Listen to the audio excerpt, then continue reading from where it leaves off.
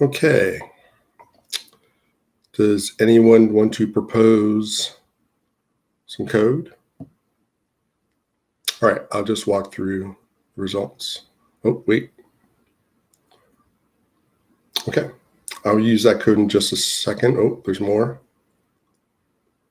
All right, so let me walk through maybe how, that all looks good. So let me walk through how this would work. So as you may have seen in the notes, I made a mistake. This is a nearest neighbor and not nearest neighbors. And I think we realized this last time we taught it and didn't change it. So I definitely have the name change in my notes now. So we'll fix that for time. So what we would do is you would load, tidymodels, and then type in nearest, and then you could let it autocomplete neighborhood. And so up comes a help. And so when you read about this, it says the main arguments for the model are these. So neighbors, we've seen that already. The weight function, which is a type of kernel function that weights the distances between samples. I'll describe that in just a minute. And then this thing called dist power. So with this one particular type of distance measure, you can change it to modulate between Manhattan distance when this power coefficient is equal to 1, or Euclidean distance if it's equal to 2. You can do things in between there and so on. So we have an integer for neighbors, a numeric, usually between 1 and 2 for dist power, and then weight function is a category, like what type of function do we use. So let's maybe look at those things. So we know about neighbors, but let's just hit the help file anyway. It gives you a range. By default, it goes between 1 and 10, and you can change that if you want.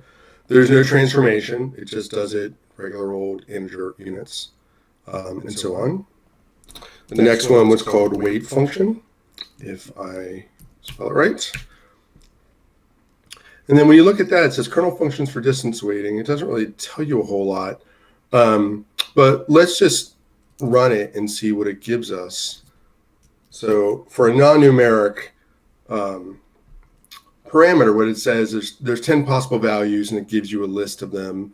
Rectangular is like what we've been using so far, which means that you don't weight things differently. So what this function does is it says, well, how should I treat the distances? So if I have a house that's really, really close to me, like next door, and another one that's a block and a half away, when I average them, should they be treated the same? So they should be given the same weight.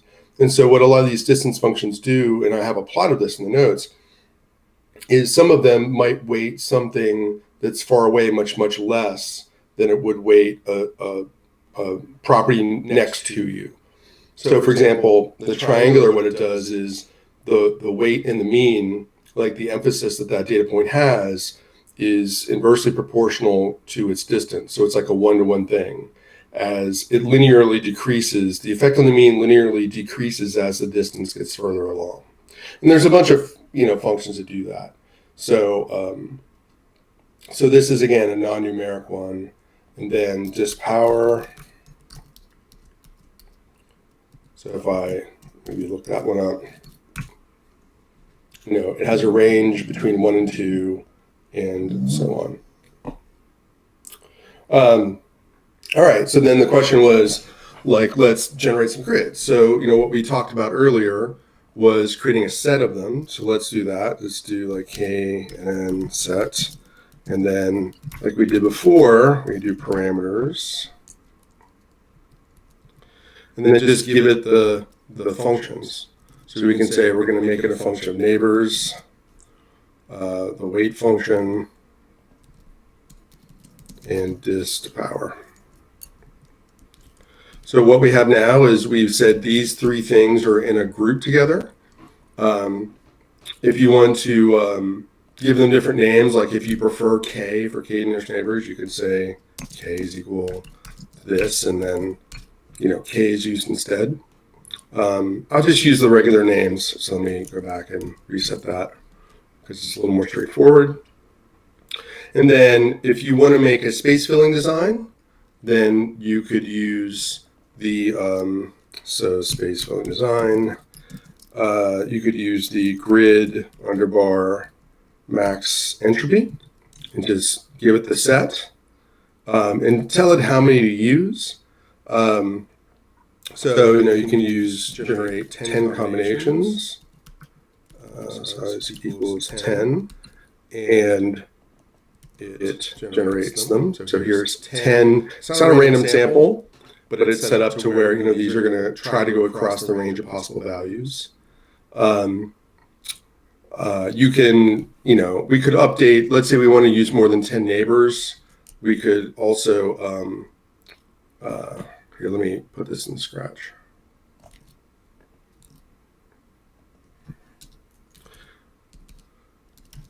So we can also updated set, take the canon set, and let's say we want to increase the number of neighbors. We could say we can update the neighbors to be the same type of object, but go between, let's say, 1 to 50.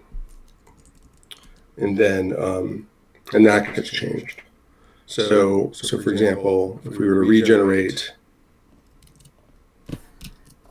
if we were to make another grid of size 10 using that updated set,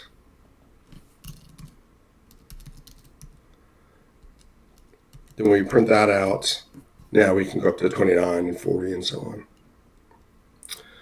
You can see they don't have to be unique. So for some reason it did 3 twice. And sometimes when you have like integer parameters or discrete parameters, and this will happen in a later example, there's a finite number of combinations you can generate. So you might ask for 500, but there's only like 100 possible. So keep that in mind. So let's look and see what somebody did. I'll take the last one that was done. And so what they did was same thing, use the default range, generate 100 of them, and then change the weight factor to a function, and then colored them by weight. And we get this pretty plot. And you can see like roughly between 0 and 2, that's the range of the distance power, and then between basically 1 and 10, you can see it fills things up pretty well. There's some things that are very close to each other, but they're using different weight functions. So I think this did a decent job. There's some holes here and there. There wasn't a question as to why does it take so long for like large values. So basically it's using an iterative algorithm. So basically it comes up, I think it starts off with a random grid, and then it has like an objective function to optimize. So it's going to iteratively go through in doing that. So it's just the underlying package has like a loop, as Davis pointed out. There may not be much we can do about it. I don't think it takes like abnormally long, but it is noticeably long sometimes. There's also some parameters you can use there that might help it. So if you don't like the grid you got, you could do something differently. Let me do this though. So that's what it looks like for the space filling design. Let me use my updated set. And let's try doing that, pipe it into grid random, see size equal to, I don't know, 50. And then do the same ggplot we had here.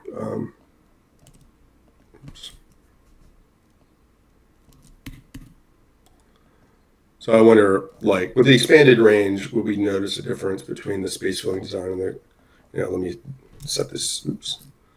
I have this random seed generator, so we'll use that. Set that seed and see what this looks like. So yeah, I mean, arguably, I think the other one's better. Wait, did the other one have more points? It had 100. Let's make it even. Let me delete that one. Let's make it 100. So yeah, I mean, there's a little more space in here, and things can be close together. I don't know. I don't know that this would matter that much, but I think the other one's a little higher quality for a little bit of time spent to generate it. Thanks. Yes. Can you try, so I'm just curious, we found that grid max entropy has like an iteration argument that you're talking about. And if you lower that, it does make it go a lot faster just because Oh, like really? it's not optimizing as much, or like it stops earlier essentially. Yeah, so you probably get the most bang out of the first few iterations. Yeah. Yeah, I was curious to see like if you did a grid max entropy plot with like the default iterations and then one with like iterations equal 50 or something, which is way less, like is it really that different? Okay.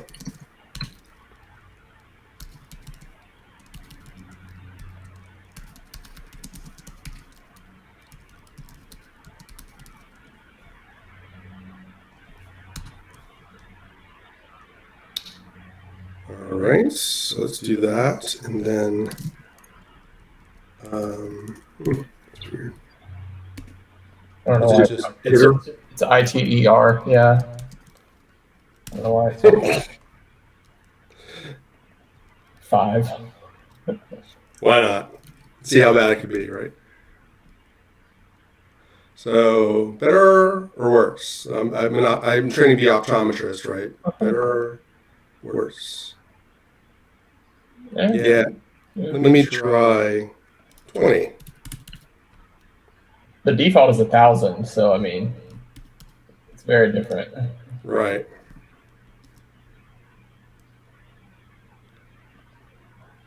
Wow, there's no difference between 5 and 2. Did I do something wrong? No. Huh. That's interesting. There's also another parameter in there. I played around with it a little bit. That is like a spacing parameter, a range. So what it does, it basically constructs a ball around each data point and has like a way to make those balls not overlap with each other. So you can also experiment and change that to like 0.1.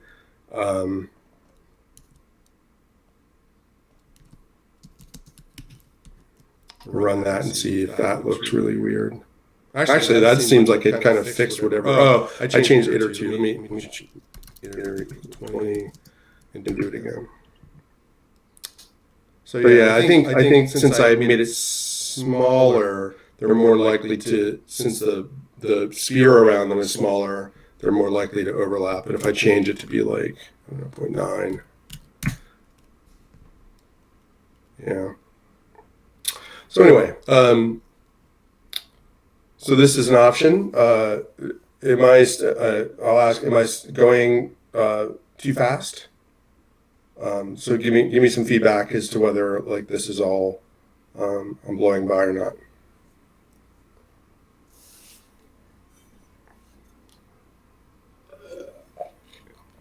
Okay, great. So save the scratch. Okay.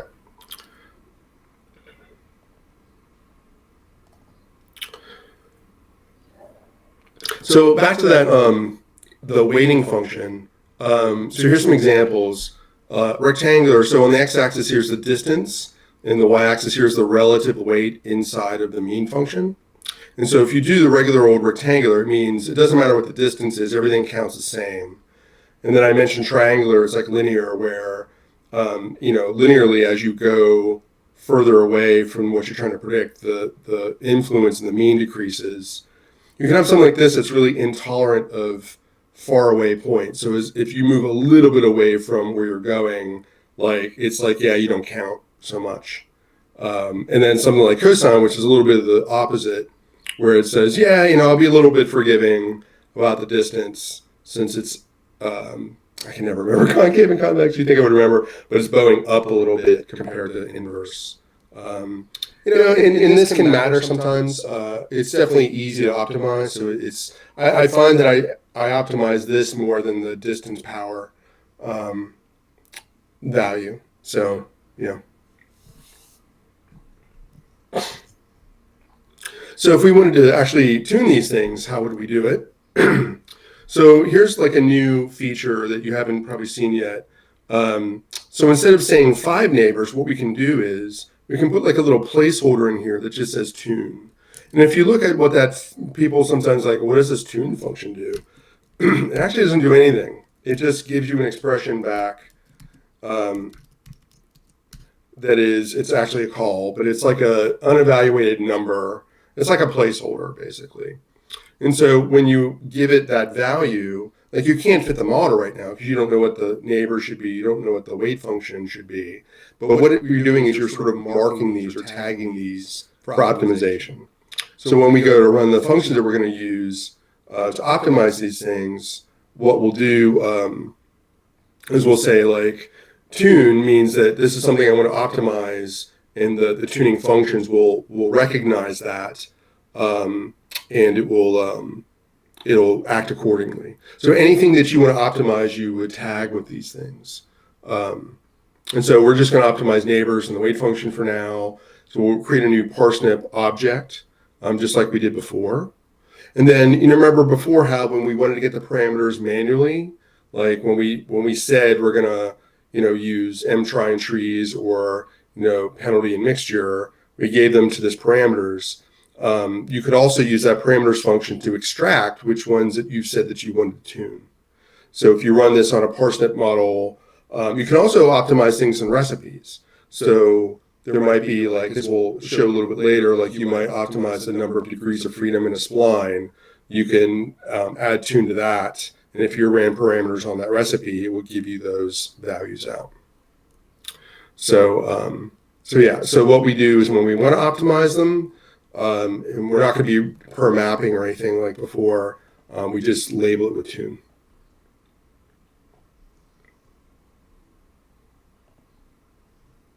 Okay. So, I mentioned before, we can also give it like an identifier. So if we want to say neighbors, but we're using k for k nearest neighbors in the output, the only argument the tune takes is like a label, which is a character string. And it could be anything. Like you could put you could put in values in here that are not valid R names or like all dots and exclamation points, whatever you want to.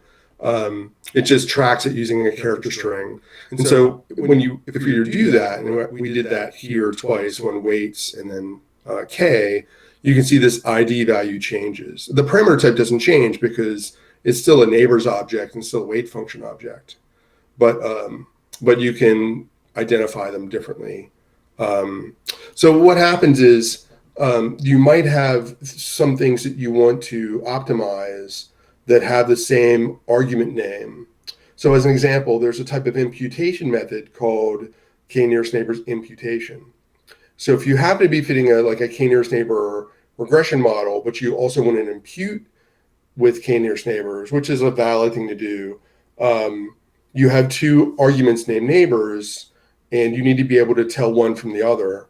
And so what you can do is you can differentiate them by saying like KNN model in here or imputation K or whatever you want, just so that they're identifiable. Because if you didn't, it would actually complain and say, hey, you're tuning two different things that have the same name, so please do something to identify them better. That's the main application of using this. This also will show up in plots. So we have some auto plot methods that will create some nice plots of the data. And if you want the headings or the axes, axis labels to be something different, you can type that in here and those will show up there too. All right, so we have this KNN model object that has these tune values in it. How do we use that? Like, what do we do with that? We don't have to. We can allow the tune package to create a grid, but just for kicks, let's create a regular grid here. We'll look at 15 values of penalty and 5 mixture. That is a typo. Yeah, that's a typo. Okay, let me fix that. Let me do it in code. Huh, how'd that happen? All right, that's weird. Okay, I will adjust this in code. So what we'll do is, so in case you didn't notice, I'm using the wrong tuning values. And we use knitter for this, so it shouldn't have even run. So I'm going to do knan mod and get the parameters back. So let me go back and run that.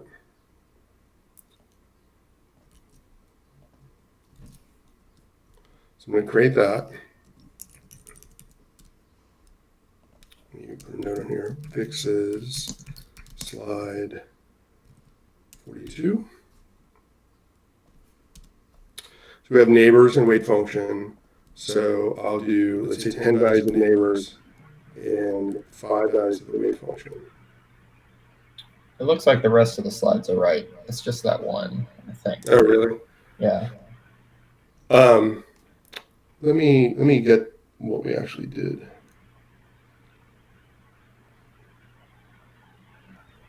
Give me just a second. So here's what we use to generate them. Knan grid. Oh. Well, that is odd. Okay. So we use 10 different neighbors, and let's say 5 wait functions. So let's generate that grid and just look at it. So it should be 50 things. So it's 50 different combinations because we did 10 of one and 5 of the other.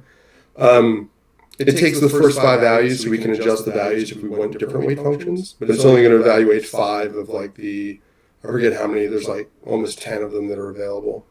So that's our grid. And then let me go back to the slides now. So that's the part that had to change.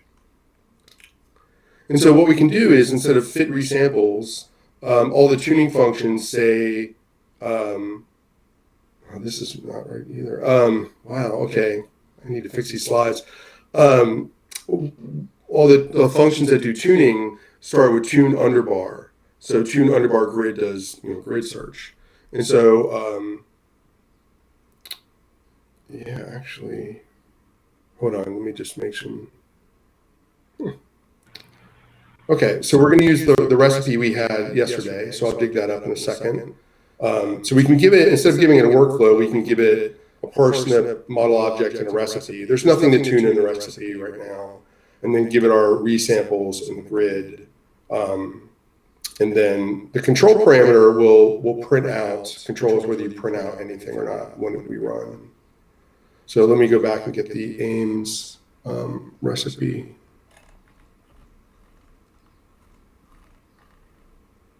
Right, here we go. Let me get all this.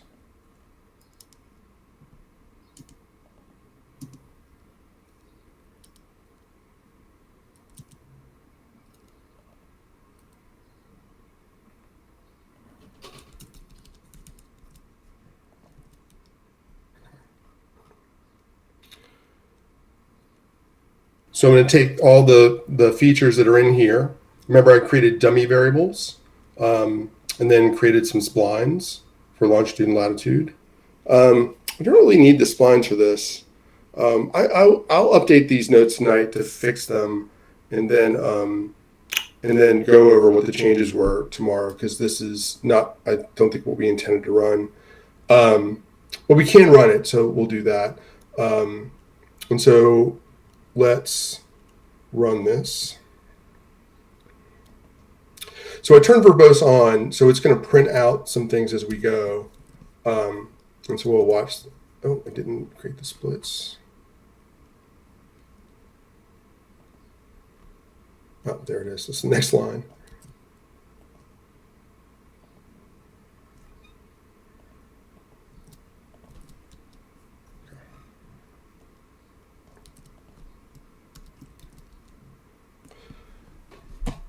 So I'll go back through as we go to show you some interesting things that are being printed out here. But it's as it's executing all these models, it's printing out like the progress as we go. And every once in a while we see some warnings that come out in a different color. Those warnings will show up whether you say verbose equal true or not. So we always want people to see when there's errors and when there's warnings, even if they say don't print anything out. I'll explain them in a minute, but I'll also go back and show you what's actually happening here, because there's some important features to go through here.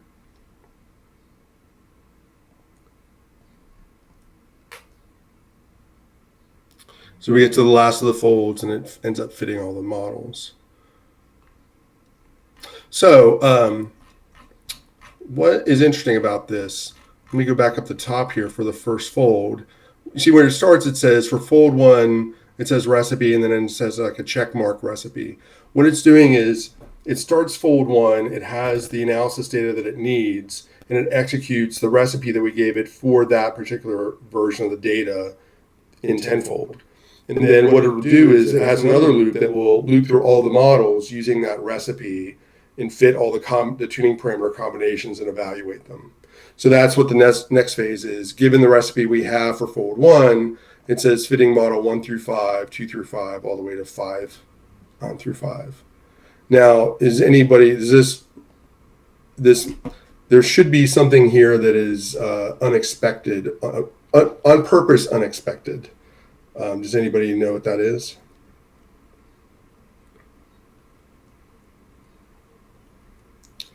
So we're actually fitting 50 models. So for some reason it says 1 through 5, but we know from the grid that we created, we're actually evaluating 50. So did it pick some? Like, is it not evaluating them all?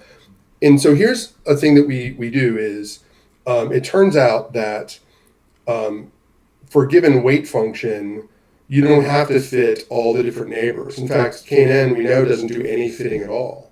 So what you can do is, the 5 here corresponds to the minimum number of models that has to actually fit. So it's a difference between we're going to evaluate 50 models like we intended to, but we're only actually going to have fitted objects for 5. So Caret does this, and in tidymodels we do it, is we have this way of, even for some models like K&N, for boosting and some other models we have the same feature, we can optimize it and say, yeah, I know you wanted 50 models, but we don't actually have to loop through and fit all 50. We can fit a minimum number of models and still get all the answers that we would have expected to get if we had fit 50 of them. So the first model here would be like the first weight function that we specified, and it would generate predictions from neighbors equal 1 through 10. And then the second model will be the second weight function, and with that same model object, it can create the predictions from neighbors equal 1 through 10. And so it's just a little optimization that we've done that's actually not that hard to do. And it's true of like a lot of models, like GlimNet, we'll see it again, Mars can do it, most of the boosting models can do it. And, I've done some like benchmarking depending on how many points on the grid, but it can sometimes be like a 40-fold speed up. So this can be sometimes a lot faster than fitting separate model objects for all 50 combinations that we want to evaluate. So that's one important thing. It's just good to know what's happening here. And we documented this in the functions and all that. But just because you're seeing the denominator be 5 and you fitted 50 things, it's just an optimization that we've done.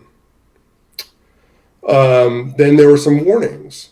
So we know that for fold 4, we get this warning that says some X values are beyond a boundary. And if you were to look that up, I'll get to your question in just a second. If we look that up, what that prediction is coming from is from our spline terms. So when you look at longitude and latitude, we're using one of these spline methods so that they can be nonlinear.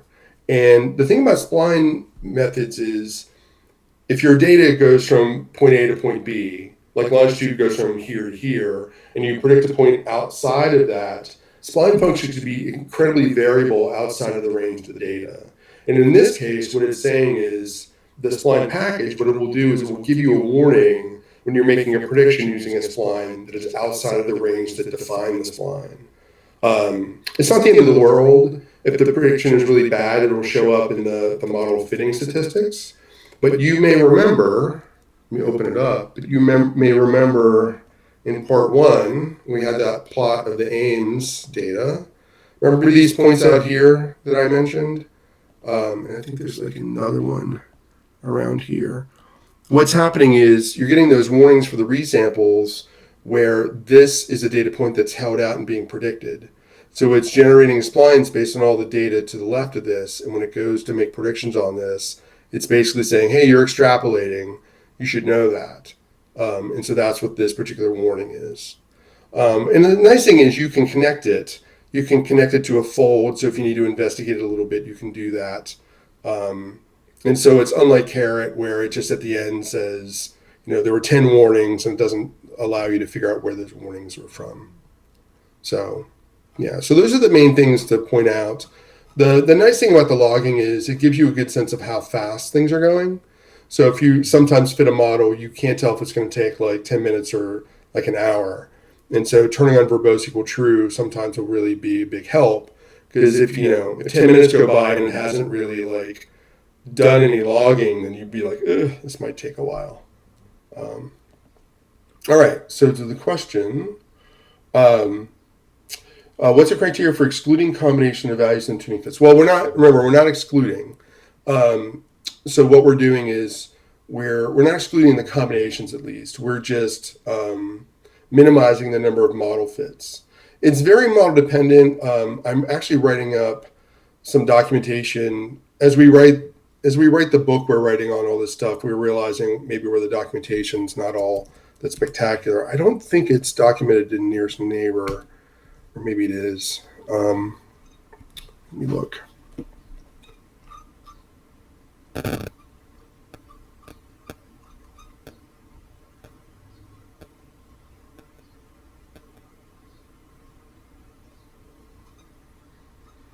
Yeah, it's not documented here.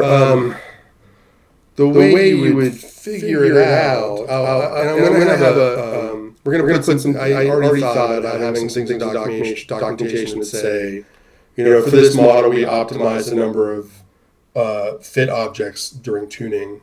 But if you really wanted to know, you would say method multi-predict. So the way we generate these things is using a slightly different predict method under the hood. Methods, is that what it is? Right. And so these tell you the models that it can be used for. So for the Parson models I have loaded, it can do it for the KKNN package.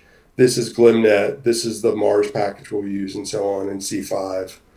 This is not that straightforward, so it's a little bit underwhelming, but it happens automatically. But we'll do a better job documenting those in the parsing pages. Let's see, Max said there's some documentation. Yeah, it's on the to-do list. But the good news is I'm writing these chapters now, so it'll happen very soon.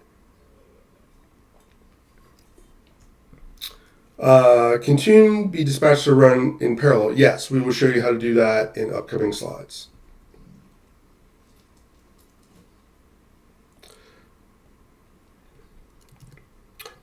Yeah, and sorry for the confusion over this of the object being not this being wrong. I will fix that tonight and re-update the slides. So okay, so we generated all the statistics. We did that. What do we get? What does this thing look like if we were to print it out? So let me just clear this, and I'll go to print out the results of this tune grid function. The warnings show up here, so we want to also, make you remember that there were some warnings when you saw them here. Those warnings are showing up here, like in the notes. So remember it was fold 4 that generated some of them. So those are also saved in the object, so you can always track them down to where they were instead of relying on the output that gets printed. This looks kind of the same as it did for fit resamples. The main difference is in metrics. The number of metrics we have in each row of these tables is much longer. And they're longer for two reasons. Remember, by default, for regression, we generate the RMSE and the R squared, so that's 2 metrics. And then we generate those metrics for every one of the 50 combinations. So when we say 100 here, it's 50 combinations times 2 metrics. So that's what the outcome looks like.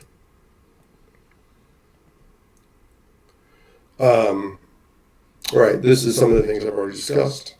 And then when you print it out, if you look at one of these metric results, like the first one, it looks exactly the way it did before. We have RMSE values and R squared values, but you see that there are columns here for the tuning parameters and the values that we had for them. So we get a separate RMSE for for each tuning parameter combination. There's also a thing here that says .config, and that is we generated, and this is relatively new, we generated a little character string identifier for every combination of these. So one nearest neighbor model with a by weighting function is model 1, model 2 is 2 nearest neighbors, and so on. Like model 7 uses 10 neighbors. So that's what this .config is. So if you want to sort them, or if you want to do like an inner join and things like that, sometimes it's better to do that with this .config than from all the individual tuning parameter values. And just like before, we have these accessor things. So if you want to know what best is, you could do like a dplyr unnest and then an arrange and then a slice. But we know you're probably going to want to do that. So we generated some really nice top level functions. So if I want to show the best and have it rank them by RMSE, it knows inherently that RMSE should be minimized. So if you want to see the top 3 models sorted by RMSE, this function will do that. And you can see 8, they all like the triangular weighting function the most. And anywhere between 6 and 8 neighbors seem to do best. Here's the associated RMSE value, and so on. And then if you want to, so what you would normally do, and I'll show you a plot in just a second, you would normally like plot these results and say like, oh, this one seems good, or you might say like, well, that one's numerically the smallest root mean squared error, but I like this other value better. I'd rather use that one. So, so we make some decision about what the best tuning parameters are based on our outcome. And so it's probably like on the next slide, but what we can do is, there's a function called autoplot. If we run that, and let's say we just look at the RMSE values. Oops, RMSE. If I spell it right. Like he gives us a nice plot. And in this case, it's not all that informative because it tells you that a 1 nearest neighbor model with a tri-weight function does really, really awful, like unbelievably bad. The by weight is pretty awful too. And then you can see that the others do a little bit better. So let me maybe update this and change the lab, the Y lim, let's say going from like 0.07 to 0.1. Let me try that again.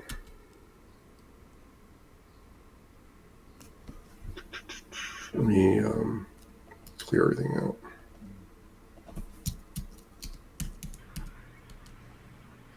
Can you do the plot without the limits again? What were the limits before?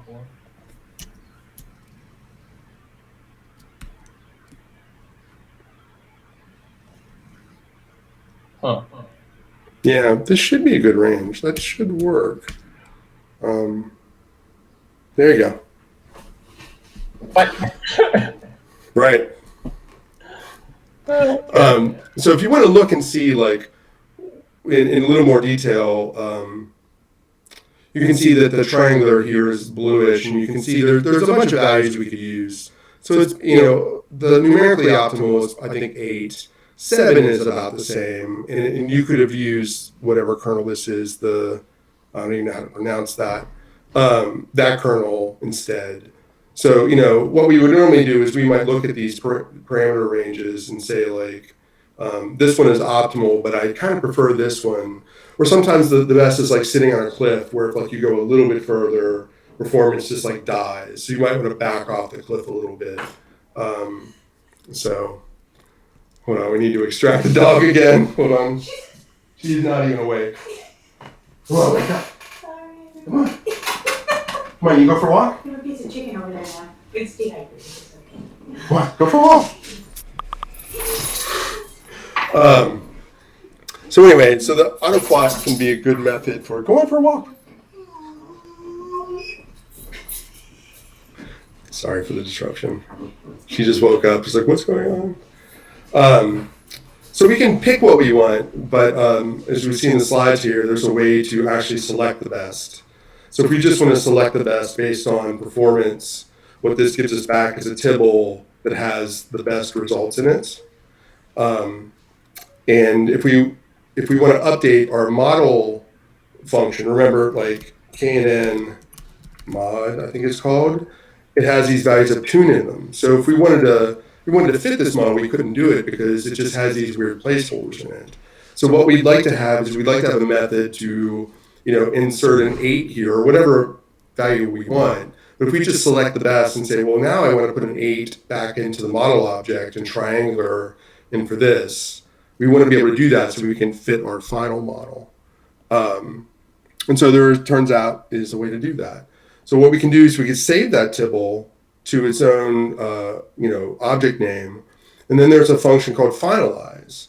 And when we take finalize, we can actually splice in those values. So instead of them saying tune, once we run finalize, it will say, 8 and triangular or whatever came out of our best function. So we can do that. In fact, let's do that.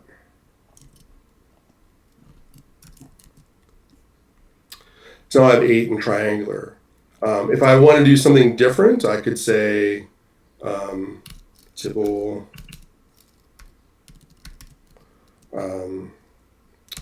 neighbors equals 10 and func equals by weight, let's say. I mean, by weight's really bad here, but just as an example. And then those get spliced in. So we can either automate it a little bit by choosing the best, or if we want to, configure it ourselves, we can just put that in a tibble and run this finalize function, and it will insert those back in.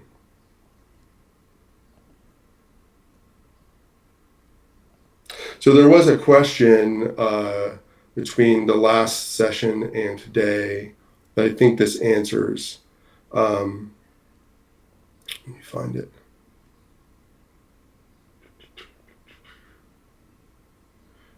Yeah, how do we change the model after, they said validation, but like after resampling? And this is the answer. So if we had a recipe with a tuning parameter, there's finalized recipe, there's finalized workflow that will finalize it for both, and so on. You'll see this again as we go to different models and things like that.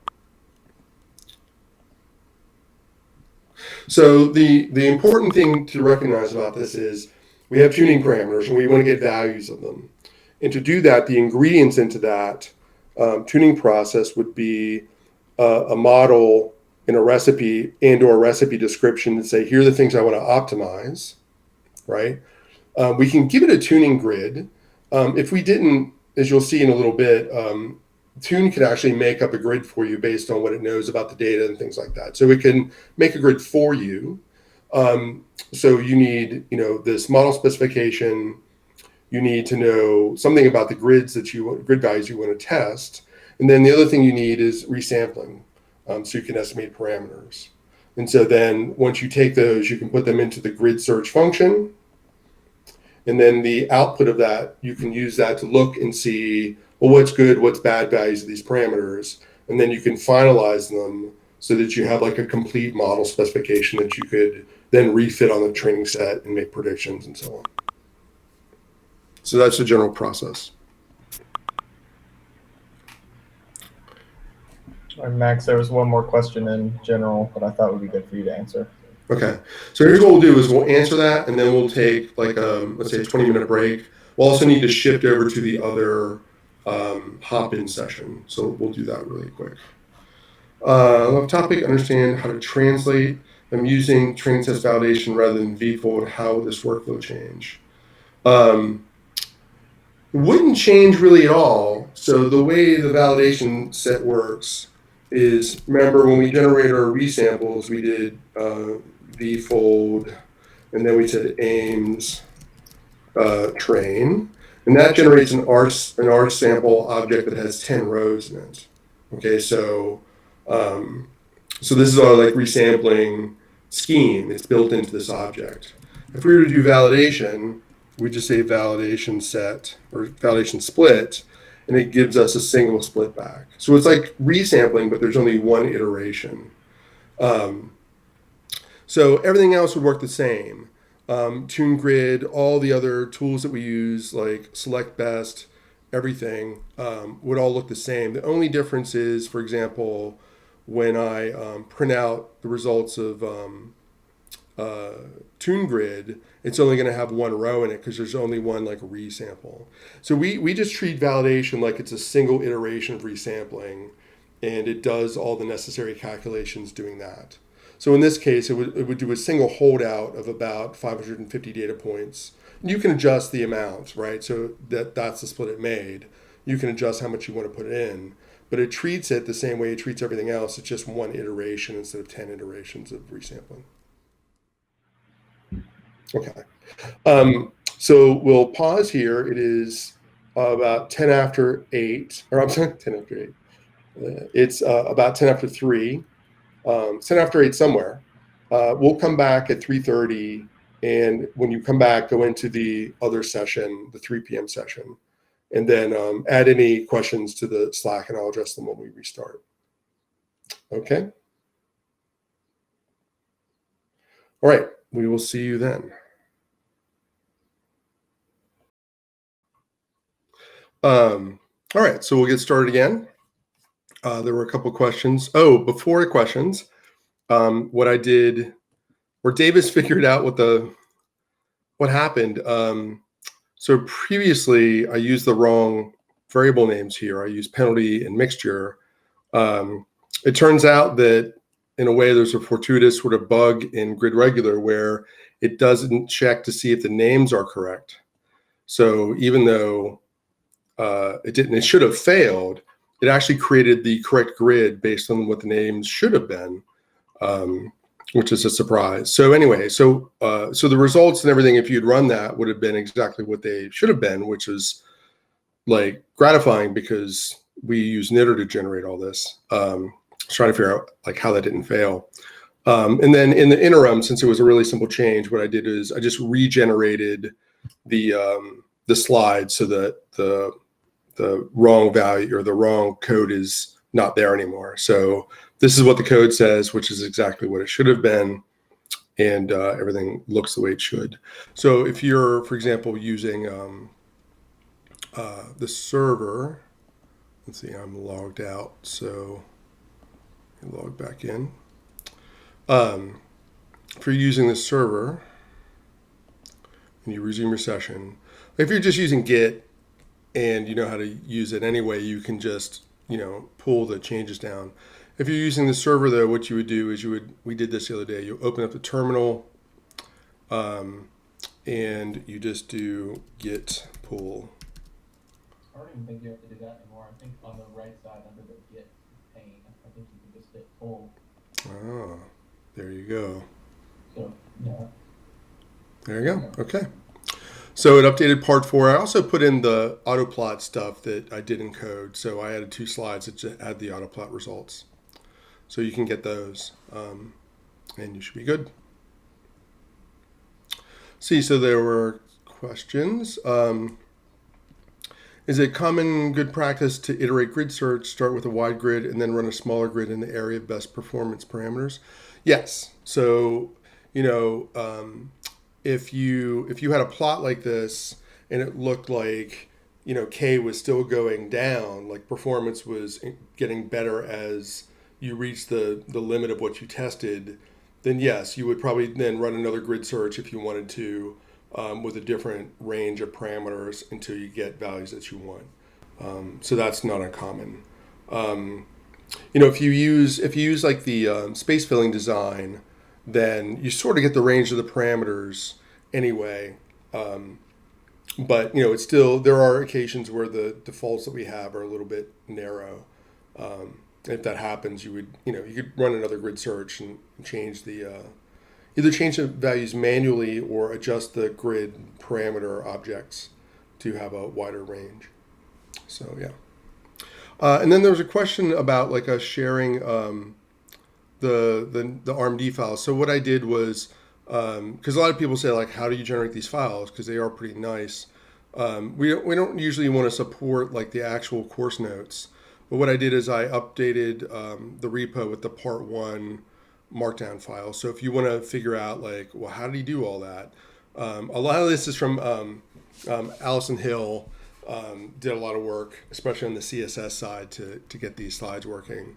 And so we shared that. And if you want to see how we did all this stuff and use it for your own stuff, then check out the part 1 or markdown file, and that gives you a pretty good sampling of like how we do that. So let's see. Oh yeah, Davis also commented on the iterative sort of grid search question. We'll show some sequential search stuff in a minute. So that's another option. You can start with a grid search method and then use one of these sequential search methods like the one we'll show you in a little bit to then just go off and find better values. So you don't have to keep doing grid search. You can do grid search and then some other type of search tool to keep going. Is there a list of compatible ML engines for set engine? I'm not sure what that means. Like it. I was going to type out a response, but I figured if you show it. I think what they're asking is like, if you do question mark linear reg, you go to the help page, and then you scroll down to the engine details section. So that shows you which engines are possible for linear reg. So each one of the like parsnip specifications has one of these pages, and it tells you exactly which engines are possible in set engine for that specification. Yeah, and I've also, where's my marker? I've also had the idea to like have like show engines, so you can do it programmatically if you want that. So we'll look at making a function that'll do it too, because sometimes that's a little bit faster than question mark reg and then scanning through them all.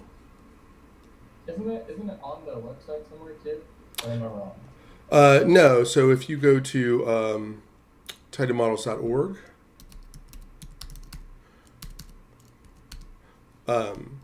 I mentioned this like find button. So if you go to this, let me increase the size here. So if you go to this little magnifying glass, there's information on parsnip models. So if you click on that,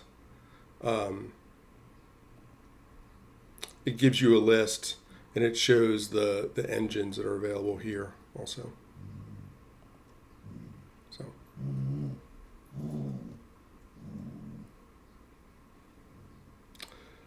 Let's see. Any other questions before we get started? Okay. So we've shown so far the basics of like how you create or specify models and recipes, a little bit on feature engineering, and then we just went through resampling and model tuning a little bit. So the part 5 and 6 are really sort of applications of these things.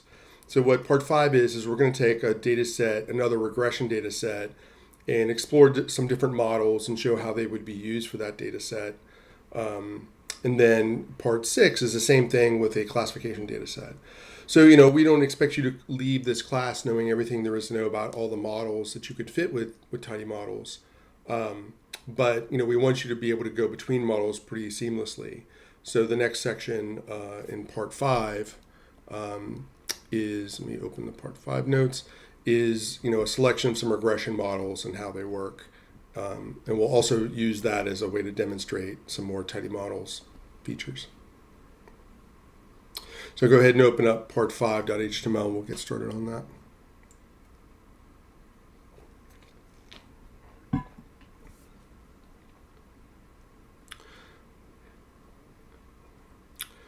So we're going to look at the example data. We're going to look at regularized models and another model that I love. It's almost a combination of like a traditional statistical model machine learning called Mars. We'll talk about parallel processing and then demonstrate a sequential search method called Bayesian optimization. So that's what we'll do here. So we're going to use a data set from the book that we wrote. Was it last year or the year before? I can't tell anymore. And if you click on this link, there's a whole chapter about the data set and interesting things about the data set. We'll look at it in a minute, but there's a lot of interesting information here. And basically what we did is the city of Chicago has a pretty good data portal, and they actually have ridership data for how many people rode the L trains, the elevated trains in Chicago. And so for all the train stations, for going back to like 2001, we have daily data on how many people like entered each station. So what we're going to do is we're going to try to predict how many people entered the Clark and Lake station, which is right downtown, on a given day. And so again, the data format is like rows are dates daily, and then we have columns that are the ridership data. In the raw data, we have like the daily ridership data. And so this is more of a time series problem. It's a little bit of a non-standard time series problem. But what you would normally do in time series is the main predictors you would use are called lag predictors. So if I'm trying to predict, so today is what, the 12th of August, right? If I'm trying to predict, let's say, ridership 2 weeks from now, so that would be what, the 26th. So not next Tuesday, but the Tuesday after. What would I use for predictions? And so the typical thing that people do is they use lag values. So if I'm trying to predict 14 days ahead, what I would do is I would use today's date of how many people rode the train at that station to predict what would be the value for 2 weeks from now. And we use a 14-day lag because there's 7 days in the week. We think like this Tuesday's data is probably predictive of a Tuesday in the future. And so what we have is for about 20 stations, we have 14-day lag data. So for example, in the data set, if there's a date value in the date column that says like January 1st, or actually let's say January 15, then what that is, it's the actual 14-day lag in the ridership data on the 1st.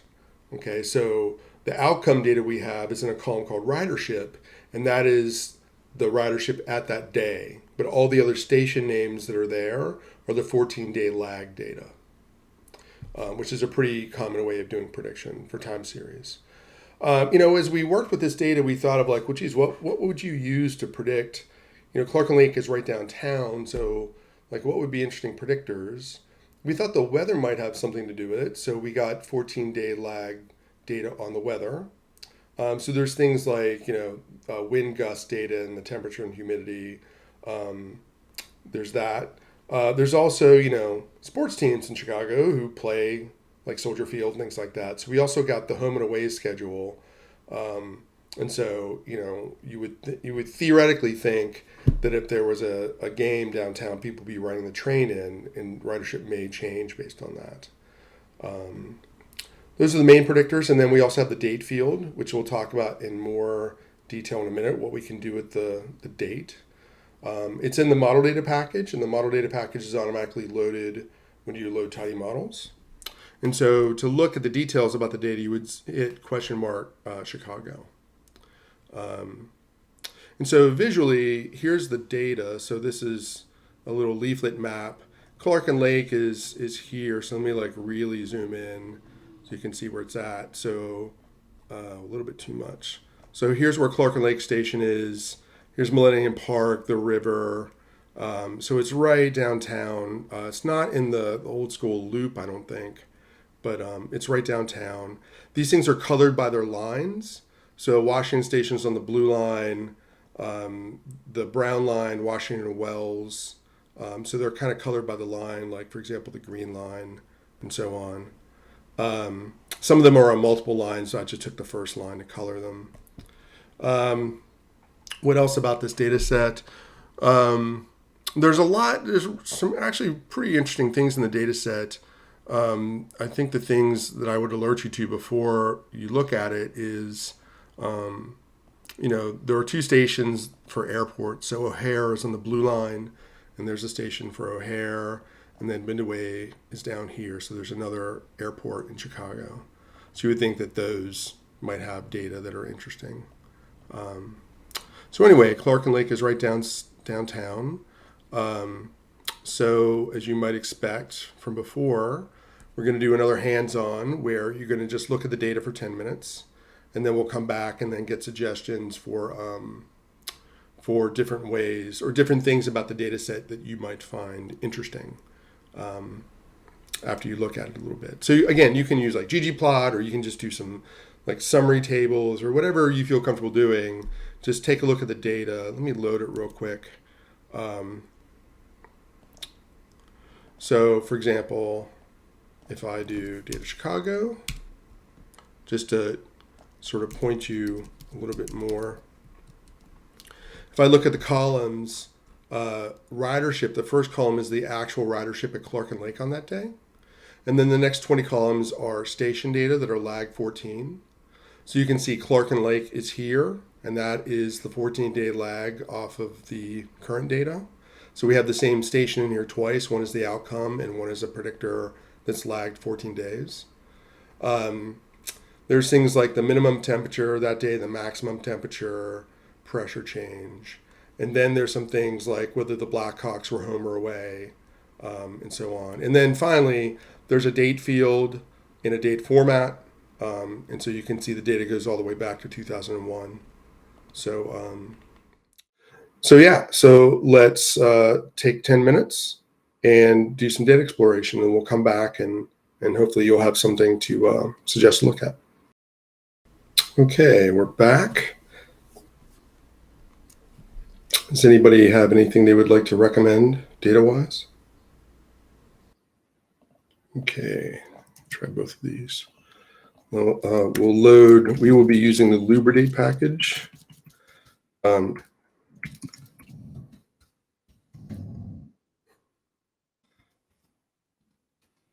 So let's see, what this plot would do is it would plot the weekday versus ridership.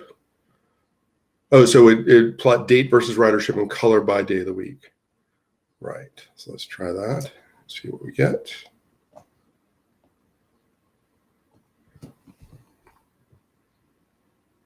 Right, so we have Saturdays and Sundays, not so much ridership.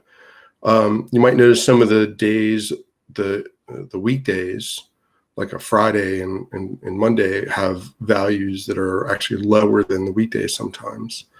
You see it's generally increasing.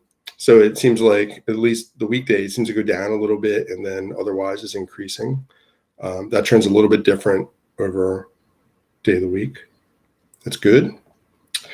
Ridership histogram. Let's see.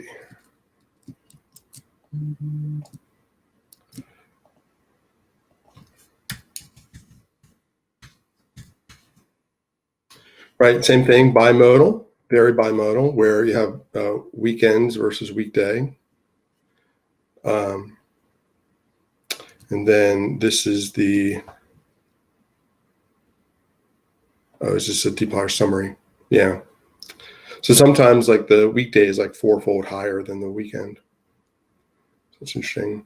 Time of day would be good variable high. Yeah, all these are aggregated at the day level. So yeah, I agree. Time of day would be really important to know, but we're going to go on the assumption we're predicting like the daily ridership. Anybody else have anything to suggest? So here I'll do one. Chicago plot.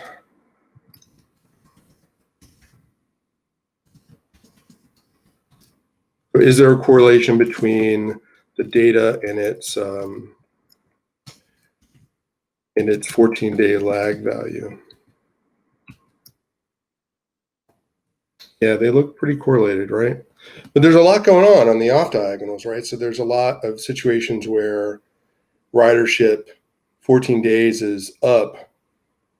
14 days ago is a lot higher than it was today, and vice versa, where today is a lot higher than 14 days. So there's a lot of data on this diagonal, but anybody have any idea what this is about?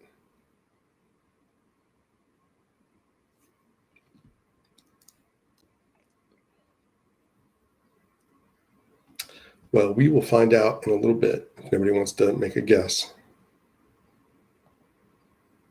Should put a spoiler alert on these things. Weekends, probably not. I mean, some of them are weekends, but that's this cloud down here. So we have some weekend data probably that actually had high ridership. So yeah, I don't know. It's not just weekends. We'll see. So when we look through this data, it'll become apparent what probably is going on with these data and these down here. Oh wait, somebody else is typing. Sports, yeah. I would, yeah, I was surprised. Sports does have an effect in these data, but not as much as I thought it would. You know, we did try adding a lot of different things to this data set, and as you'll see in a little bit, there are some data points that are like quite impossible to predict ahead of time, and we'll see why in some good examples. Holidays, there you go. So a lot of these off-sample or off-diagonal things are holidays, where you might have like a Monday that normally people would be riding the train in, but it's a holiday, so it's almost as bad, or if not a little bit worse than a weekend ridership. So yeah, holidays are a big thing. Didn't you specifically try like looking at sporting events and like seeing if there was correlation or something? Like, or I'm just saying, didn't you? Like when you were actually investigating this the first time around? Yeah. So the thing about the sports stuff is it's very localized. So if we go back to the plot, for example, I think it's the Bears. Where's the slide? So the like if we look down here to what stadium is down here, it's right here, Hutchins Field. The nearest is here, Roosevelt and Harrison, whereas Clark and Lake is actually way up here. So there is an effect, but maybe not for that particular station that we're looking at. Yeah. So there's a couple things in these data sets that I wouldn't have expected anybody to find, because I've looked at them. I've looked at this data a lot for the last couple of years. I thought that there might be some correlation. Well, actually, let's do that. I'm going to do something a little bit different. So I'm going to take the station data, which is 2 through 21. I believe that's the stations. So these are the lag data, and I'm going to get their correlation, and I'm going to use this package. The core package might do this, but I don't know if the syntax is off the top of my head. So core plot colon core plot, and then do order equals h clust. Do something wrong here? No, I wouldn't have expected anybody to do this. Oh, geez, yeah, that's a problem. Let me rerun it. So the correlation between polk and everything is almost 100%. So the thing about these stations is the defining characteristic of these data are the holiday effect, the day of the week effect. And then the other effect is most of these data points across the different stations are incredibly highly correlated, like 0.9 and above. Because typically, somebody on a given day, if a lot of people are riding at Fullerton, there's also probably a lot of people riding at Damien or whatever random station you want to pick here. So like all the ridership is either universally up or down, even if you segregate by or group by like day of the week or like weekends versus weekdays. So if one station is up, other stations are proportionally up. So we'll talk about this in the context of like what that means for like linear regression and things like that. But that's one of the biggest things here. Another thing that would not be obvious, but I only know this because I've looked at this, is you might think that that two stations that are near each other, let's say like this station and this station, would have a lot of correlation between them. Like you would think that this station would be more correlated to this station than it would be to some station down here. And it turns out that these data have a big line effect, that actually data on the same line are more highly correlated with each other than they are with other stations on different lines, which makes sense in a lot of ways. So there's quite a lot going on. This would make a great Tidy Tuesday data set. So there's an abundance of interesting and cool things in these data.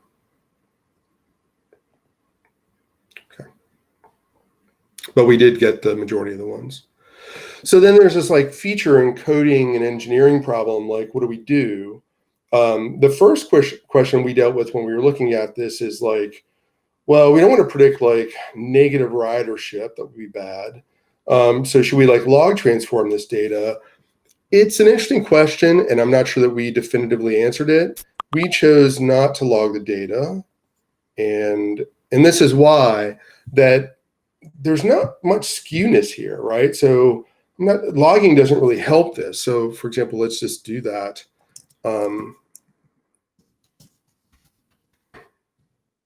Scale x log 10. Like that doesn't really do much to help.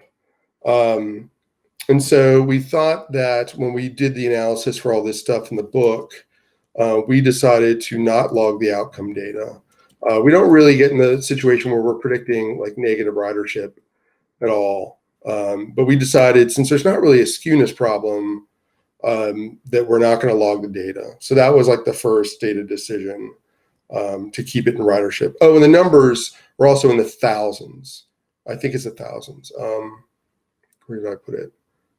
Thousands of rides per day. So if it's like 3, that means 3,000. So then the next question is like, well, date seems important, right? Because we've acknowledged that day of the week matters a lot, and also holidays matter a lot. So how do we encode the date? And it turns out that we could lubricate our way out of this, but it turns out that if we use recipes, we have some nice features. So for example, there's a package called time date, and that can produce a list of holidays across like different countries. So if I wanted to see like the US holidays, I could just grep on US here. And so it turns out that since we do a lot of this stuff, we created a recipe step called step holiday. So if we start off with a recipe that says ridership is the outcome and everything else is a predictor based on the Chicago data, we could take the date field in a list of holidays that come out of this package. And what that will do is it'll create binary dummy variables for different holidays.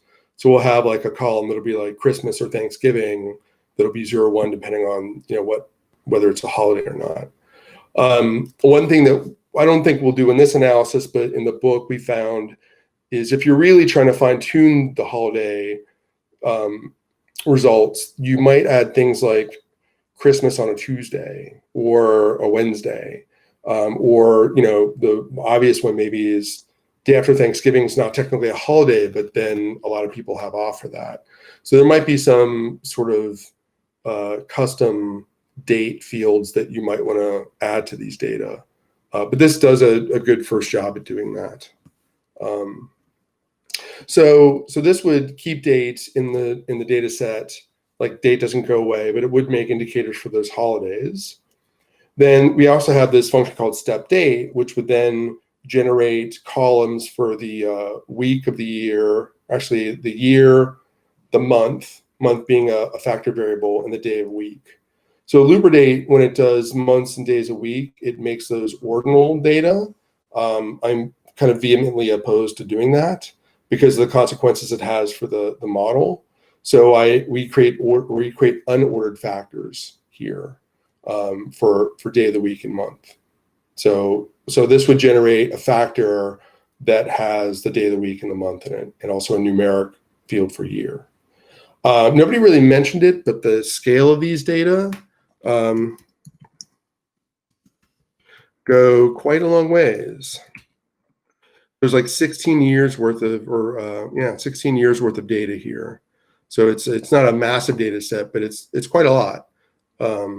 We stopped collecting it here, and we probably should do a data update, but I'm not really sure what to do about the COVID data, because when you shut down the L for a while, and even when you open it, people probably aren't writing it. So I'm not sure even how to handle that in the data set. So anyway, so at this point in our recipe, we'll have information on the day of the week, the year, the month, and also whether there's holidays. Neither one of these steps will delete date from the data set, and we don't want to give it like the raw date. So then what we can do is we can do step RM, which removes that field. So this will not give the actual date column to the underlying model. We think we've squeezed out as much information from these two steps as we can get So we'll remove date from the model. So for some models that we're going to use, not all of them, actually, I take that back, it is for all of them. We will need to create dummy variables for day of the week and month. So we do step dummy. And then we add a protective step ZV that, we might resample the data to where, some of these indicators only have, don't show up in the data. So just in case when we resample them, we do a step ZV. Now, there's some extra steps I have commented out here that we will use for a different model in a little bit. As I mentioned, that these stations are highly, highly correlated, these 20 station data values. And so we'll show one model that the model can actually deal with that correlation, but we'll also work on a model that can't. And so for that model that doesn't deal with correlation, we're going to actually be doing principal component analysis on the data to decompose them down to a smaller set of principal components to use in lieu of the actual station data. So we'll be tuning that as we go. But for now, our basic recipe just has all the way up to step ZV.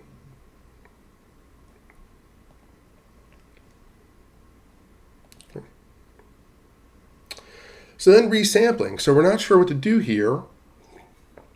The thing about resampling time series data is you want to make sure you don't break any cyclic or periodic patterns. So, if we just did like tenfold cross-validation, that wouldn't really take the date into account. So what's really common to use is something called rolling forecast origin resampling. And what it does is, you'll see in a schematic in a minute, it will take an initial set of data and build a model on that, and then take the immediate next data as the assessment set. So the analysis set will be like data from the start to a certain cut point, and then the assessment set is data right after that. And then it just keeps incrementing that. We have a function called rolling origin in here where you basically tell it, so the columns, the rows are days. So what this specification says is we're going to do about 15 years worth of data is our initial set. And then we're going to do almost a 1 month assessment set. And then we're going to skip a month. So it's almost like we're doing a month block resampling. And so that ends up giving us 8 resamples. So if we were to do that rset object looks kind of like we had the other day or today with tenfold, except for there's 8 rows. We're modeling about 5,500 data points, and then we're continually holding out 28 days. So that's what we're going to use. If we were to, let me pull it up. It turns out that in the development version of RSample, there's actually a much, much nicer way of doing this, but it's not in the CRAN version, so I didn't use it. But Davis is like time series guru, and so let me find it. He generated some much nicer resampling methods for RSample, and where are they? They're not in the help file. Davis, what's the name of those? Probably called, yes, like sliding index, sliding period, and sliding window. Let me see if I can get it. Sliding period is probably the one I would use here. Yeah. So the package on site doesn't have them in there, but in that, what you would do is you would say our units is months, and you can just say like, give me all the day, data. Like my initial set might be like 120 months or something like that. And the difference between that and this is the units here are in days. So if I have, let's say I'm missing some data, this rolling origin forecast would be a little bit imperfect because it would assume that each row is a separate day and that they're complete.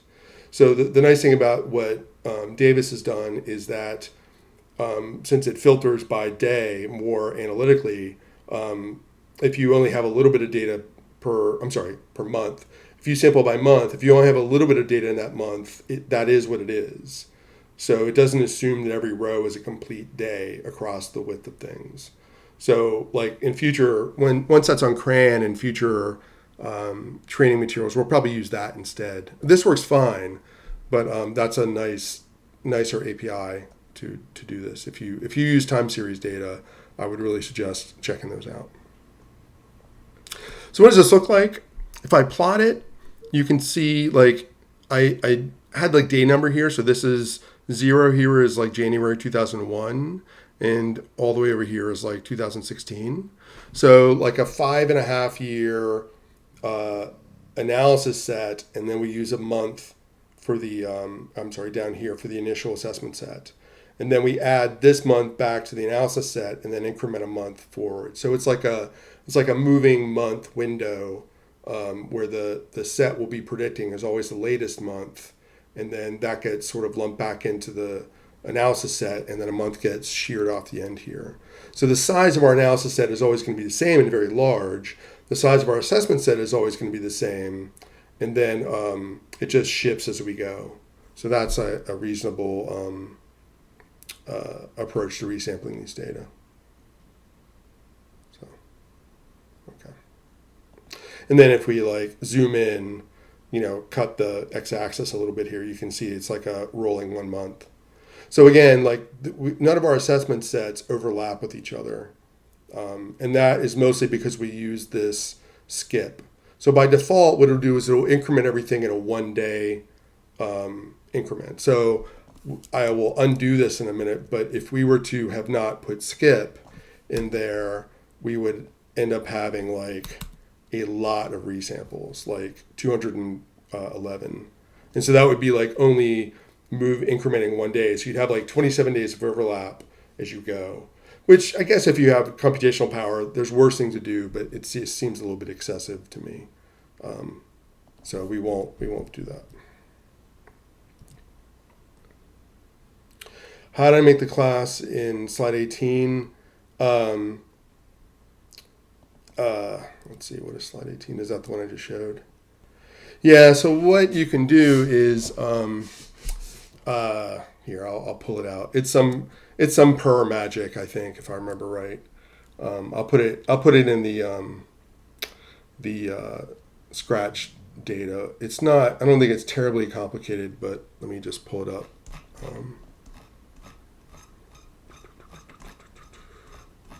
Again, we tend not to include this because we just kind of don't want to support these, these things. So actually, it's very simple. I forgot. I'll put it in there. So we have tidy methods for these resampling, and what they do is when you run them, they give you back like indicators. Row 1 is in the analysis set for slice 1. And so on. So we just do that and then use gmtile to generate it. I thought it was complicated, but it actually wasn't. So, yeah.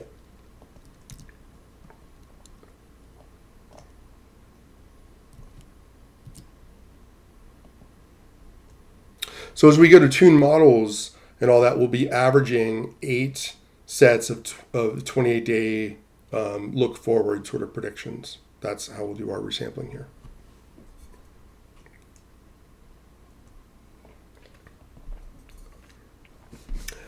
All right, so let's start off with linear models and like why linear models.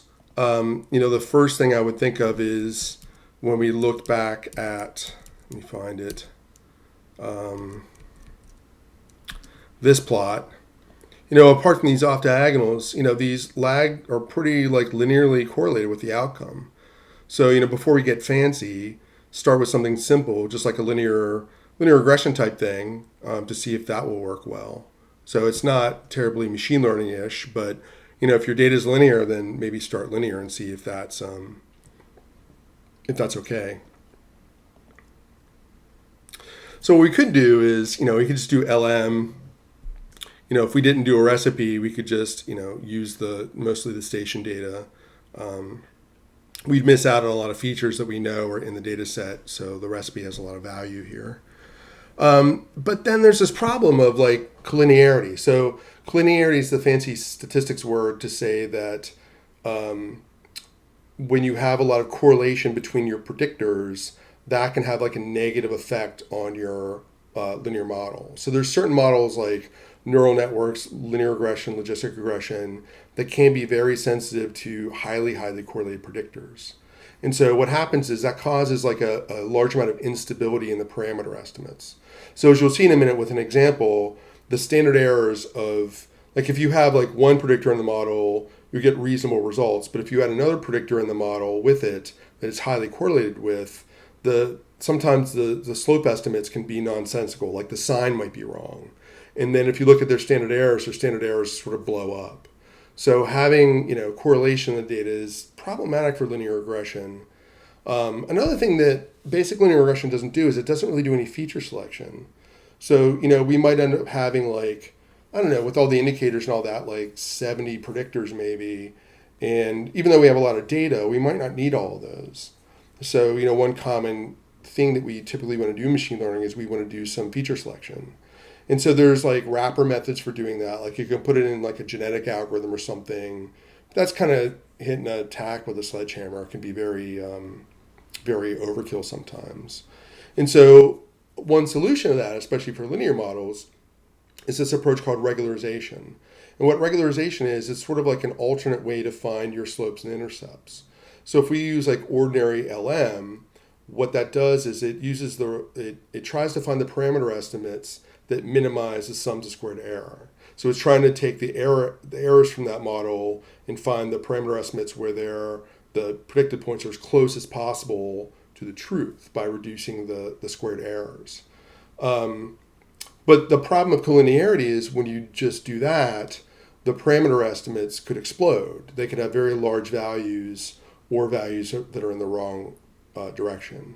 And so what regularization methods do is they kind of like pull the parameter estimates closer and closer to zero, but at different rates. So if you have a very important parameter, depending on how you do the regularization, it might slowly pull the parameter closer to zero. But if you have a parameter that is not as informative, it will move it much more quickly to zero.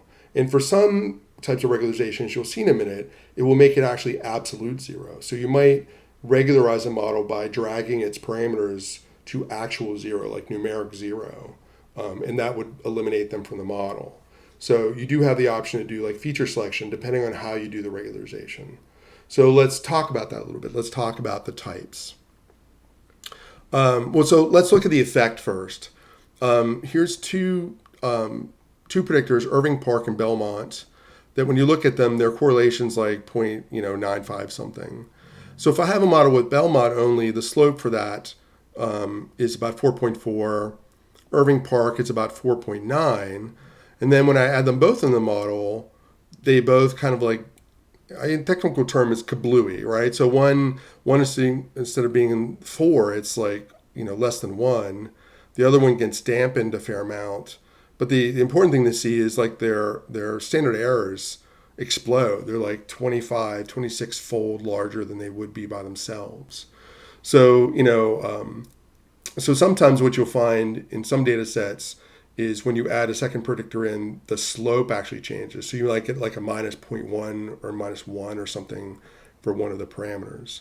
So it can actually give you results that if you go to interpret them are like the opposite of what you would expect if you just had that alone in the model. So this is really like a problem of like mathematics. So the way the math works for regular old least squares, it sort of breaks down as you have two things in there that are measuring the same underlying thing and are highly correlated. So what does regularization do? It actually takes the thing that we've been doing the whole time. So linear regression takes the first part of this term here, the squares of the residuals, and minimizes that. And all regularization does is it adds a penalty here. So it adds a value to it. And what this effect of this penalty is it's like it's telling the model optimization routine, I'll allow you to have a large coefficient, but you sort of have to earn it. Like I'm making a penalty on having large values. So it's possible to have large values, but that parameter has to have a really big effect on the data. So if you have penalties that are, or if you have parameters that are not all that important, this penalty will drive those values down. It doesn't let them get large. So then the question is, well, what is this penalty? Like, how do we do that? And there's a lot of ways you can do it. The two main ones that we talk about and we'll use here, they go by different names. Sometimes in statistics literature, you see them named L1 and L2 regularization. The more commonly used names for them are, this one's called the lasso, and this one's called ridge regression. So the L1 penalty, which is known as the lasso method, what it does is it penalizes by the absolute value of the parameters. So what it does is, as the parameters get large, when it goes to optimization, the larger they get in absolute value, the more this penalty is applied. So again, it's trying to limit, it's trying to like put a negative effect on having large penalties. And by doing that, it kind of restrains them from going off the rails a little bit. But the L1 penalty, which is a lasso, is they're trying to penalize the absolute value of the parameters. Then the ridge regression, which is also known as L2, penalizes in a similar way, but instead of using the absolute value, it uses a square of the values. And you might say, well, what's the difference in that mathematically? We'll show you there's some kind of like profound differences between penalizing by absolute value or the squared value. But both of them have the general effect of like, I'm going to try to limit the large values of the parameters by adding this penalty based on those parameters. And so what they do is as the penalty gets larger and larger, the more it tends to shrink these parameter estimates towards zero. But for different variables, it happens at different rates. So the GlimNet model is a model that sort of generalizes to logistic regression and linear regression. And what it does is instead of saying, it can do both types of penalization. So what it does is it says, how much should I penalize in total? Like how much penalty should I add? And then it allows you to add a mixture of L1 and L2. And in tidymodels, we try to avoid jargon. In the GlimNet package, it's called alpha. And they call the total penalty lambda, because that's the common mathematical terms. But if you're not like a math person, if you haven't read these papers, that can be really, really confusing. So in tidymodels, we call them penalty and mixture. But the thing is, the penalty value is a combination of the lasso penalty and the ridge regression penalty. So if you want all lasso, you would make that alpha value equal to 1. And if you want all ridge regression, you would make it equal to 0. But then you could have like a 50% mixture. So there's a bunch of different ways, or some data sets would prefer to have more lasso, and some data sets would prefer to have more ridge regression. And so the two tuning parameters using GlimNet would be the total amount of penalization, and then also another tuning parameter, which would be the mixture. How much lasso versus ridge regression do I do? And so those are the two tuning parameters. One other thing that's important about this is, and it may not be obvious, is we're summing up like functions of the parameters. So we're summing up like the absolute betas or the squares of the betas. And so it's not obvious. In fact, I have a mathematician friend who read the original papers on this, and I think the authors neglected to mention this, but you have to make sure your predictors are in the same units for this to work. So for example, if we were thinking about the Ames data, and we have like number of bathrooms, which goes from like, 1 to 5, let's say, or something like that. And then we have general living area, which is in square feet, which could be in the thousands. If we don't put those on the same scale, then the summation of these things is asymmetric, that we might penalize general living area more, but only because of the units that it's in. So it's really important before building this model that you center and scale the predictors so that they're all in the same units. And that way the penalization happens in the way it's intended to, where you're not favoring one predictor over the other just because of its units. And this math friend of mine was trying to implement this to see if he can get it working. And he's like, why is this not working? And I was, did you center him? And he's like, oh no, he didn't realize that. So it may not be obvious. If you want to know more about the math, there's a book in PDF that's here if you want to read about how it actually works. So there's that. So backing up a little bit, we have this data for Chicago. We have a lot of highly correlated predictors. We think we can solve that potentially through regularizing the predictors. And then if we fit that linear regression with regularization, we have to choose, like, do we use no penalty or a lot of penalty? And how much of that penalty should be lasso and how much of it should be weight or ridge regression. So that's sort of where we're at right now in terms of data analysis. I'm going to show you one more slide about the penalization, but maybe before I do that, are there any questions about how that works?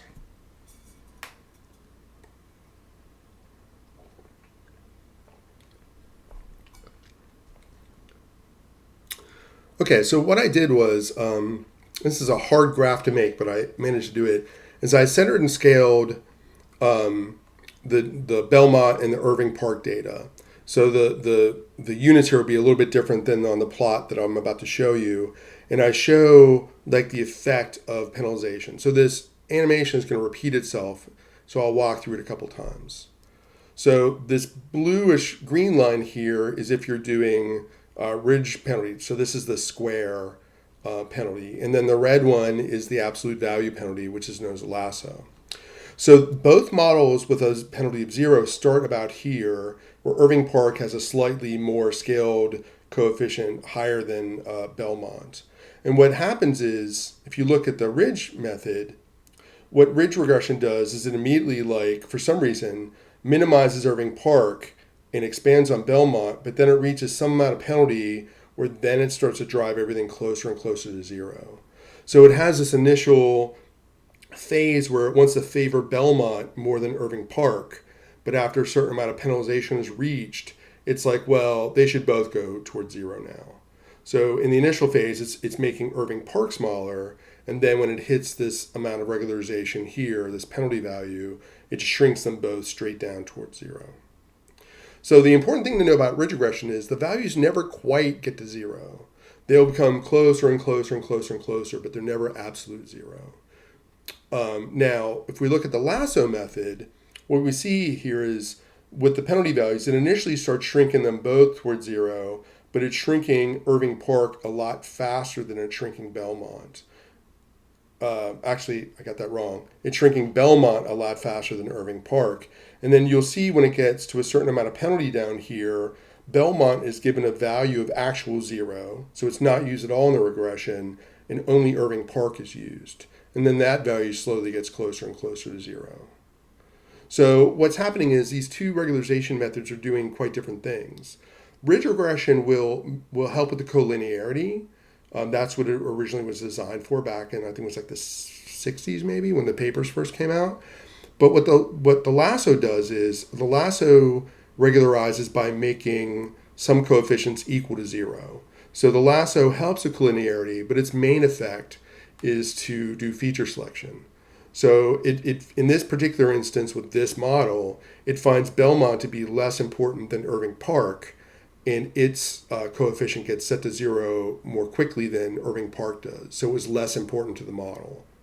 So you might, with the lasso, you might come in with a highly correlated set of predictors that say have 100 columns.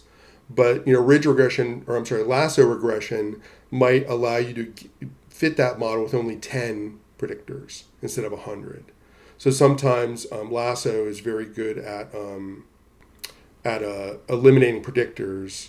The lasso is better at that. And ridge regression will make them very close to 0, but not quite close. Thank you, Dina. It was very hard to produce this graph. For a couple different reasons. Don't get me started because I'll babble about it all day. But yeah, this is a nice, helpful graph. There might be some questions, so I'll just wait a minute.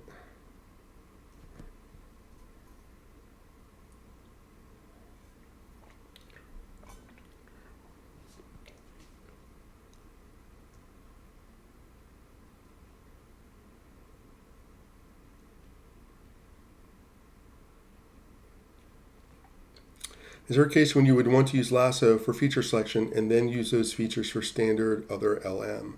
So I have seen people do that. So is it a horrible idea? No. Yeah, so you're thinking of interpretability. So yes and no. So what some people will do is they'll do the lasso and figure out what the right predictors are for a model. And then they'll just take those predictors and put them into a regular old linear model and do that. So the problem with ridge regression and lasso is you can't get standard errors. So you can't do like hypothesis tests with the standard glibnet model. And so that's problematic. And that's, for a lot of people, what prevents that from being a useful model. So what they'll do is, like I said, they'll do the lasso to figure out what should be in the model and then do linear regression. It's okay. The problem is the standard errors of your linear regression are wrong because you're ignoring that whole portion leading up to it. So it's not quite, I wouldn't say it's like p-hacking, but at the same time, like those standard errors are correct when you knew that that was the right model. So if you're doing a lot of like feature selection, things like that lead you to a subset, and then you take that subset and fit a completely separate model, the standard errors that you get from that model don't know anything about what happened before that, which adds a lot of variability. So the standard errors of that secondary LM is going to be smaller than it should be. And I don't know how much smaller. One thing you could do is you could do, so there's two alternatives you could do. So if that's important to you, two things you could do is you could bootstrap this. And the bootstrap is a method. It's used in some machine learning methods or models, but it was actually developed to estimate standard errors of things that are very hard to do mathematically. So what you could do is you could find the right amount of regularization maybe, and then bootstrap that model, let's say a couple thousand times. And then what you'll get is you'll get a distribution of the parameters. And from there, theoretically, you might be able to do some sort of confidence interval. But the problem with that is you're going to have, depending on how close those parameters were to getting eliminated, your bootstrap distribution would have like a histogram where the values are non-zero and then a big histogram bar at 0. And I don't know that the bootstrap math would be good for that. I don't know if the bootstrap would do well in that situation. So it's something you can try, but may not be on the up and up statistically. But at least it would include the variation in there. So that's method number one you could do. Probably the more eloquent or elegant method would be to use a Bayesian model. So there's a couple different ways of doing that. So in the Bayesian linear model, you have to put a prior distribution on your regression parameters. And it turns out that mathematically, using a Laplace prior is almost theoretically the same as the lasso model. So if you put a Laplace prior on your data, you can fit a Bayesian model, and you can use those posterior distributions to make inferences. Like you can put intervals on them and so forth. Now, if you ask any Bayesian about that, they'll say, yes, that's probably mathematically true, but we don't advise you to do that. They're very much against using like a Laplacian prior. And I don't know the technical details. So what they've come up with is they've come up with this thing called the horseshoe prior. And the horseshoe prior is like their version of lasso regression. Theoretically, that should enable you to do the same thing. It should enable you to fit like a Bayesian linear model with that prior, get rid of some parameter estimates, but you should be able to get a posterior distribution for them and then potentially make inference on that posterior. So in the past, when I've done this or I've talked to people about doing it, I've recommended they use the Bayesian model with a horseshoe prior. And I'll try to maybe dig up a reference on that tonight and post it in the channel. I can't say that I've ever done it a lot because I've mostly worked in fields where I'm not worried about interpretability so much. But that would be the approach I would take if I had to. Anyway, that's a long answer to your very short question. But I'll see what I can dig up, and there's probably papers and things like that I could list in the notes or in the Slack channel.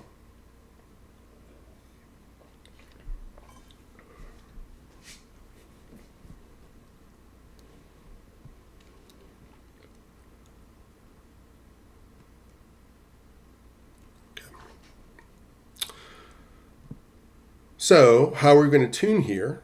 Parsnip does this thing that I politely call the harmonization of parameter names. It sounds really fancy. What it comes down to is all these different R packages use different names for this regression penalty parameter. I feel like Lambda is the worst of them because the name of it doesn't, it's like a symbol, right? So it doesn't, unless you're into that literature, you don't necessarily know by looking at that what it means.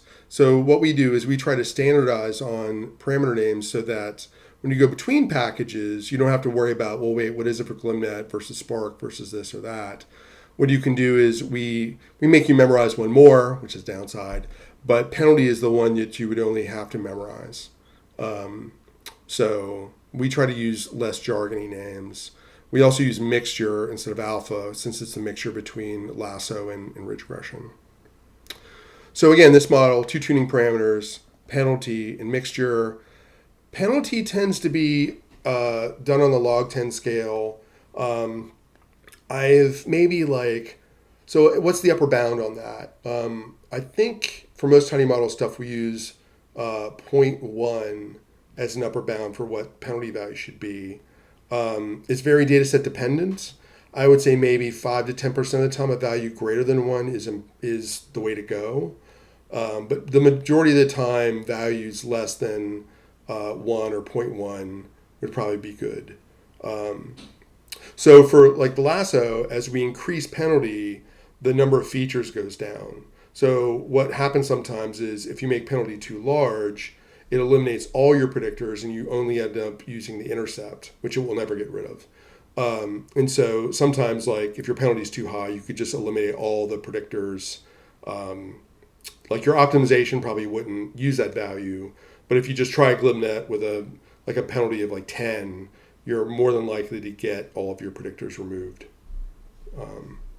So how do I know that 0.1 or 1 are good values? It's just from doing this from a long time. I've been trying to come up with good ranges for some of these things where it's not obvious.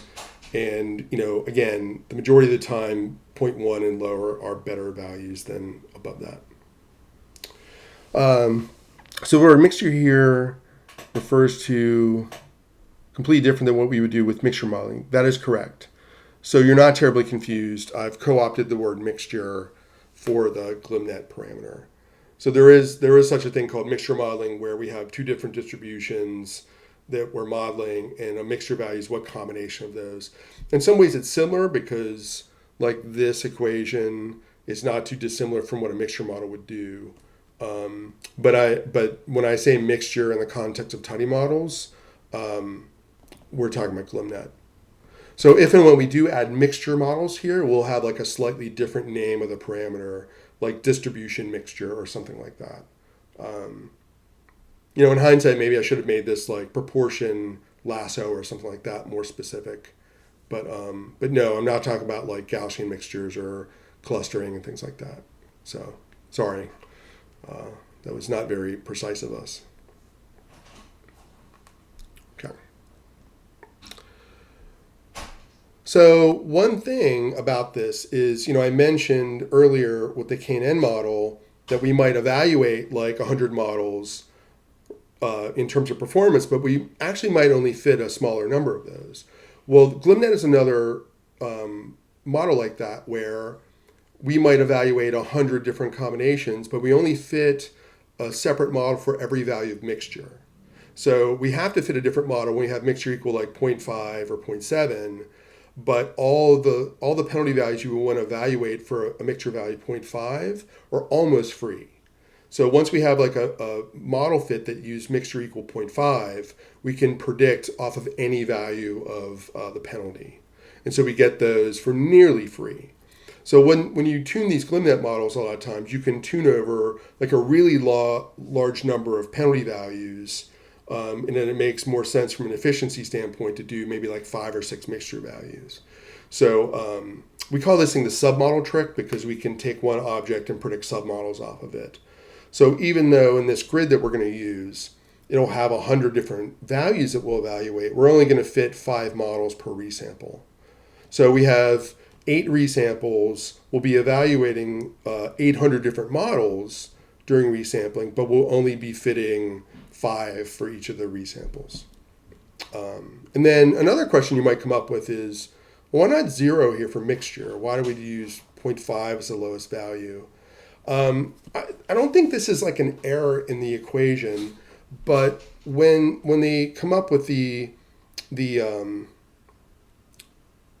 when they come up with this equation, the math involves taking a derivative of this and the penalty.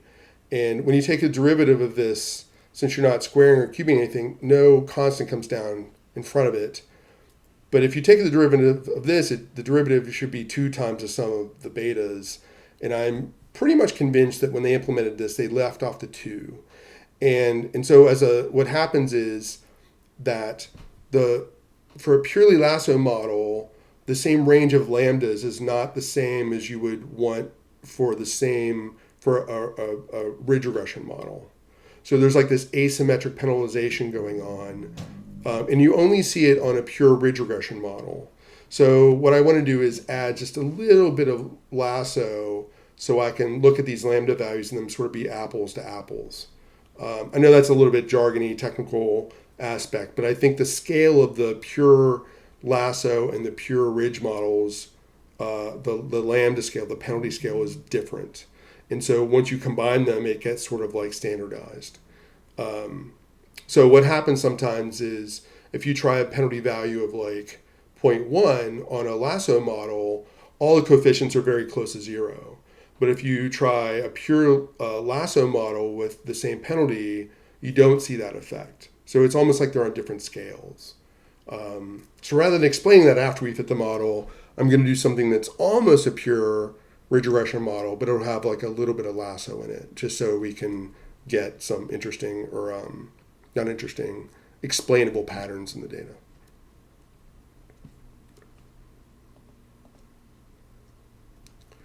All right, so how do we do this in tidymodels? We're going to add on to our recipe. So remember, the recipe computes like factors and stuff. It does dummy variables, and then it does a 0 variance filter. But remember, we have to normalize everything so they're all on the same scale. So we'll take our existing recipe and then pipe one more step into it. That step normalizes, will center and scale, like in this case, all the predictors. So that takes care of the problem of them being on a different scale. And then we will tune over penalty and mixture. So we see that here. We will save the predictions so that we can do some plots. And then we go straight to tune grid. So again, we're going to evaluate 100 models here, but we're going to not fit that many models. We give it the same resamples. We give it the grid that we want in this control object. So yeah, when we run that, I will show you this in a second. Let me open up my RStudio window. Let me get rid of this. So I'll go to the code. So let's see, where are we at? Right, so for a recipe, I'll need that. I'll need, I think I've already done this, but I think we need our resamples. And then we need our grid.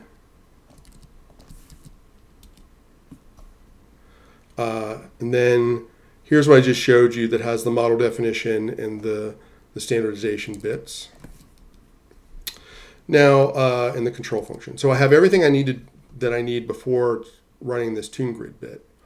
I want to open another window, and that is the activity monitor for my Mac.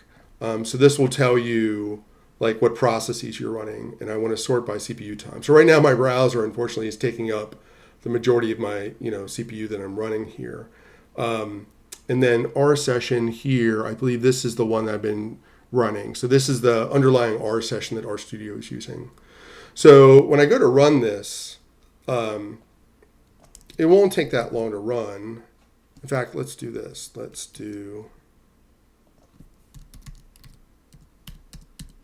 see actually how long it takes to run, which is not going to take long at all. While it's running, I want to show that R session utilization is going up high because it's fitting all those GlibNet models right now for all the resamples.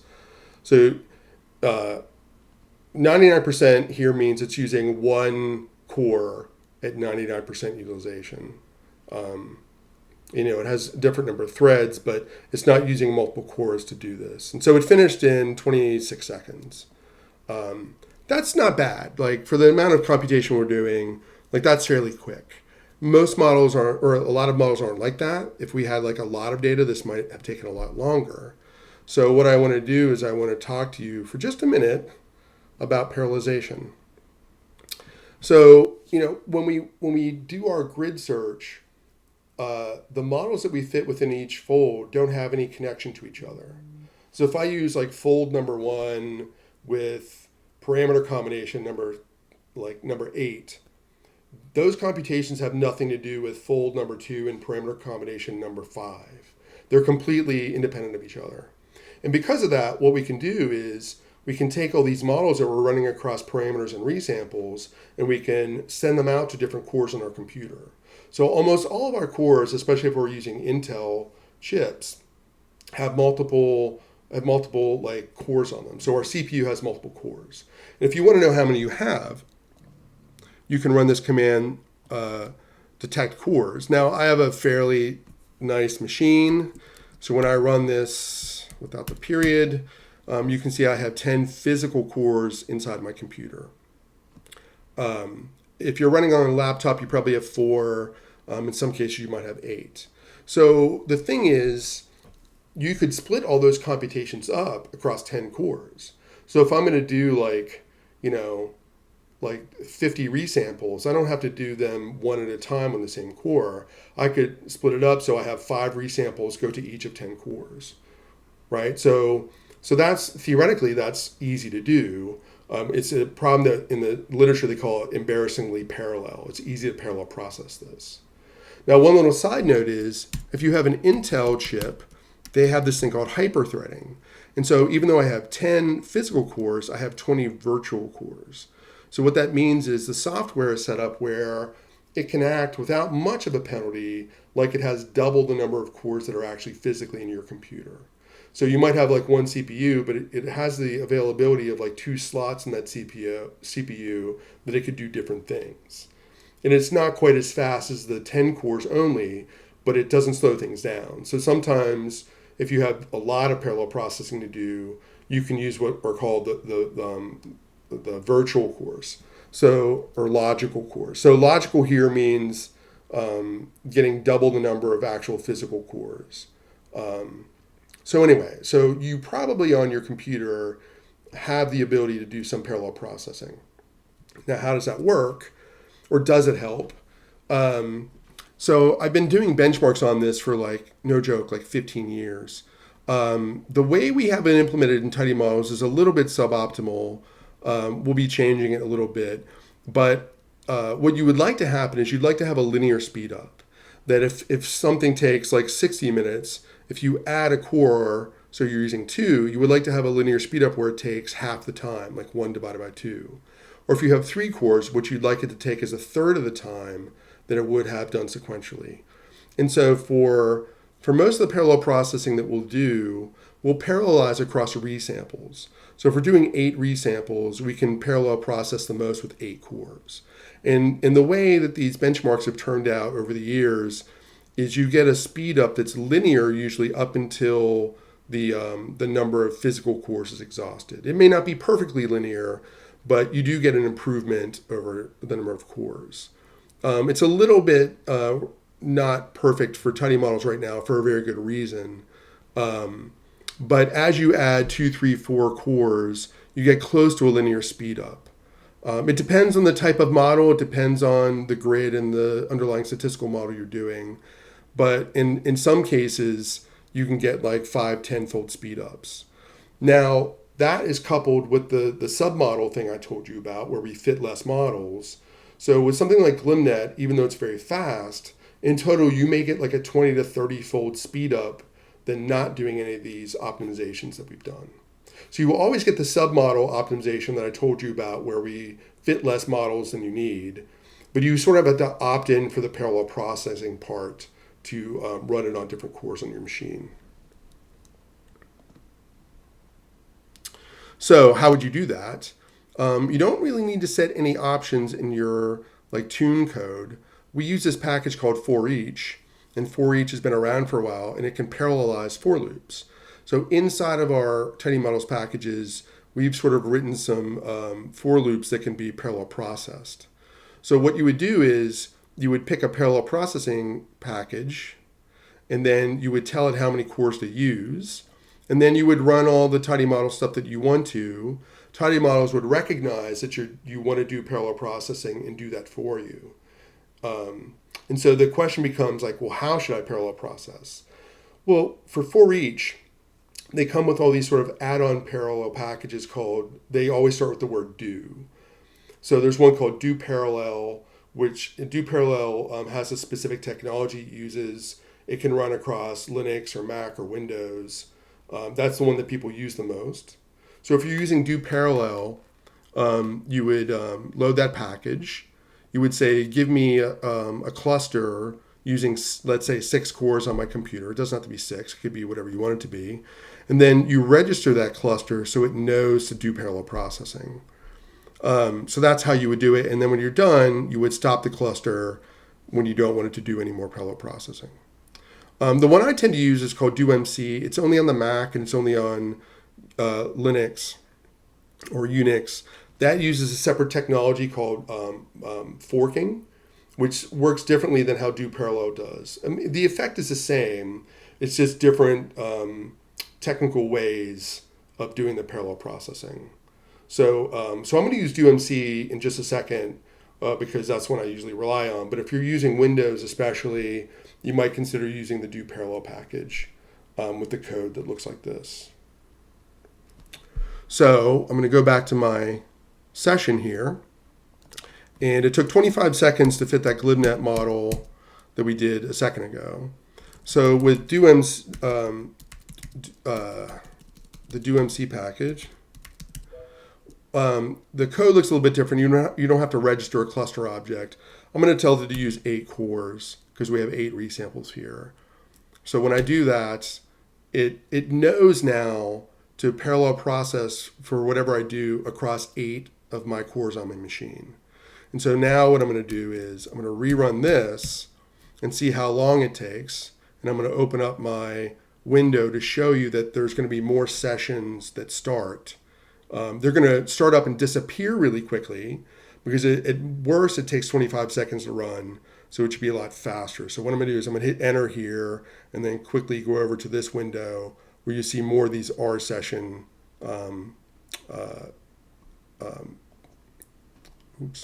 more of these R session entries here. So I'm going to hit enter, and then you'll see it might even be over before we see it.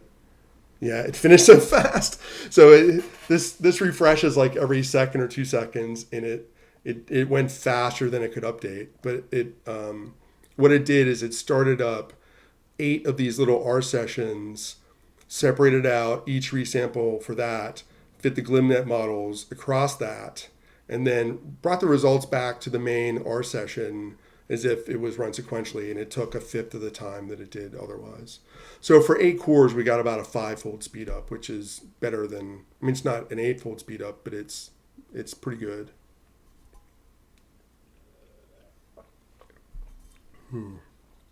Will doMC work on a Linux virtual machine running inside a Windows machine? Yes. So the forking bit is not related to hardware. It's related to software. And as long as you're running some Linux or Unix machine, that should work fine. And I gotta not complain too much, but when to be like a certain certification for Unix, like there's certain technical things that you have to have running or have to have set up in your system to be like a certified like Unix machine. Windows technically is a certified Unix, like it has that, it's called POSIX. It has that certification, but it doesn't allow for forking. So I find that a little bit irritating that like this fundamental thing of Unix systems doesn't work on Windows. But there you go.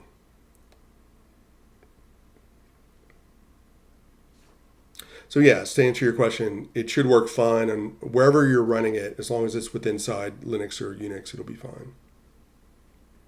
Does each core bring data with it, and does it take up memory while creating a model? Yes, that's a very important point. So irrespective right now of how you do the parallel processing, we want to change this, but this is a big change. What we'd like to do is we'd like to have the data sitting in the memory of the main R session, and then have the worker sessions that start up in parallel be able to read from that memory and not duplicate it. But in all these methods, what they do is they basically like clone your R session, start a new R process with that sort of cloned R session, which means like if I do things in parallel with 8 cores, now I have 9 copies of the data. I have the 8 done in parallel plus the original. So if I have like 16 gigs of memory on my machine and my data set is 4 gigs and I tell it to do 8 cores, then I probably asked it to do more than it's able to do. On Windows, that would probably result in an error. At best, what it would do is it would slow things down considerably. This is the part of the description of this stuff where I reference a friend of mine. So the guy who wrote For Each, his name was Steve Weston. Steve is was a brilliant Yale computer scientist who wrote this, and my previous company paid for all the development of it. He spent his whole life on parallel processing, and I had really yet to find a situation where I used For Each where the parallel processing took more time than it did sequentially. I think that was possible when you exceed the memory you have, but then we talked to Steve about it. Steve's passed since, but you know, we had all these situations that we ran into initially doing this stuff where we talked to him about it and he would fix it so that it wouldn't have problems. So it's pretty robust. For Each and all the parallel backends tend to be very robust, and you probably could find a way to get them to be counterproductive, but I think a lot of it is coded in a way that it's hard to do that. It's probably possible, but definitely consider how much memory you're using and how much you should start new processes.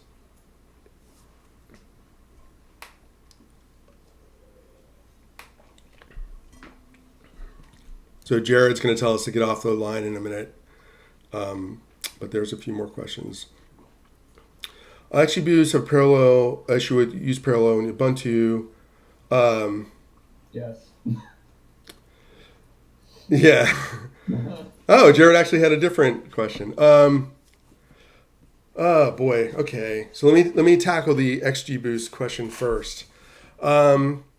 So what XGBoost and Ranger, XGBoost, Keras, a lot of like modeling packages have decided to do their own parallel processing by doing threading. So they compile their sources, usually C, to multi-thread each individual model fit. And that can be very successful. The thing is, the part of what you want to parallelize is you want to parallelize the longest loop. So whenever we're doing resampling, what we want to do is parallelize the resample loop and not the individual model loop. So for example, if we were fitting a Ranger model, we told Ranger to use like 10 cores, each individual Ranger fit would do that. And it starts up and stops and startups and stops as parallel processing. What you want to do is you want to have like a parallel worker that gets fed a bunch of data that never has to stop and start again, because that's where parallel processing becomes inefficient by having to like restart its parallel systems. So the thing I tell people is if you're running a single Ranger model or XGBoost model, like turn up the number of cores in those model functions.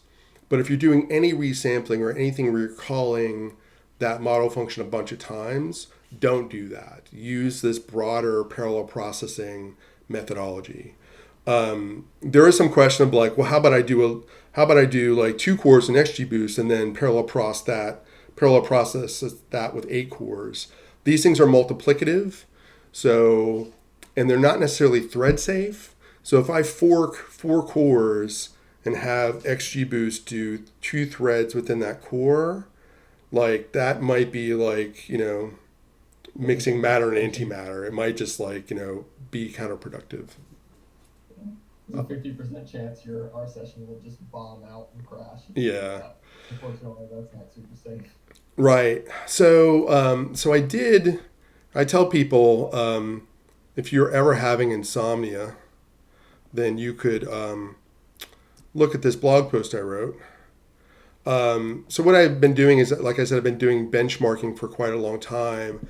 And so I had 3 different machines, and I ran the same code on them, different operating systems, but I took the same code and ran it in parallel and tried to figure out like what was a good idea, what was a bad idea. And I did compare like using XGBoost without parallel processing the resampling, and that did not do so well. In fact, it turns out that could actually take longer as you add more cores. So again, that all works fine as long as you're fitting like one model, like Ranger, XGBoost.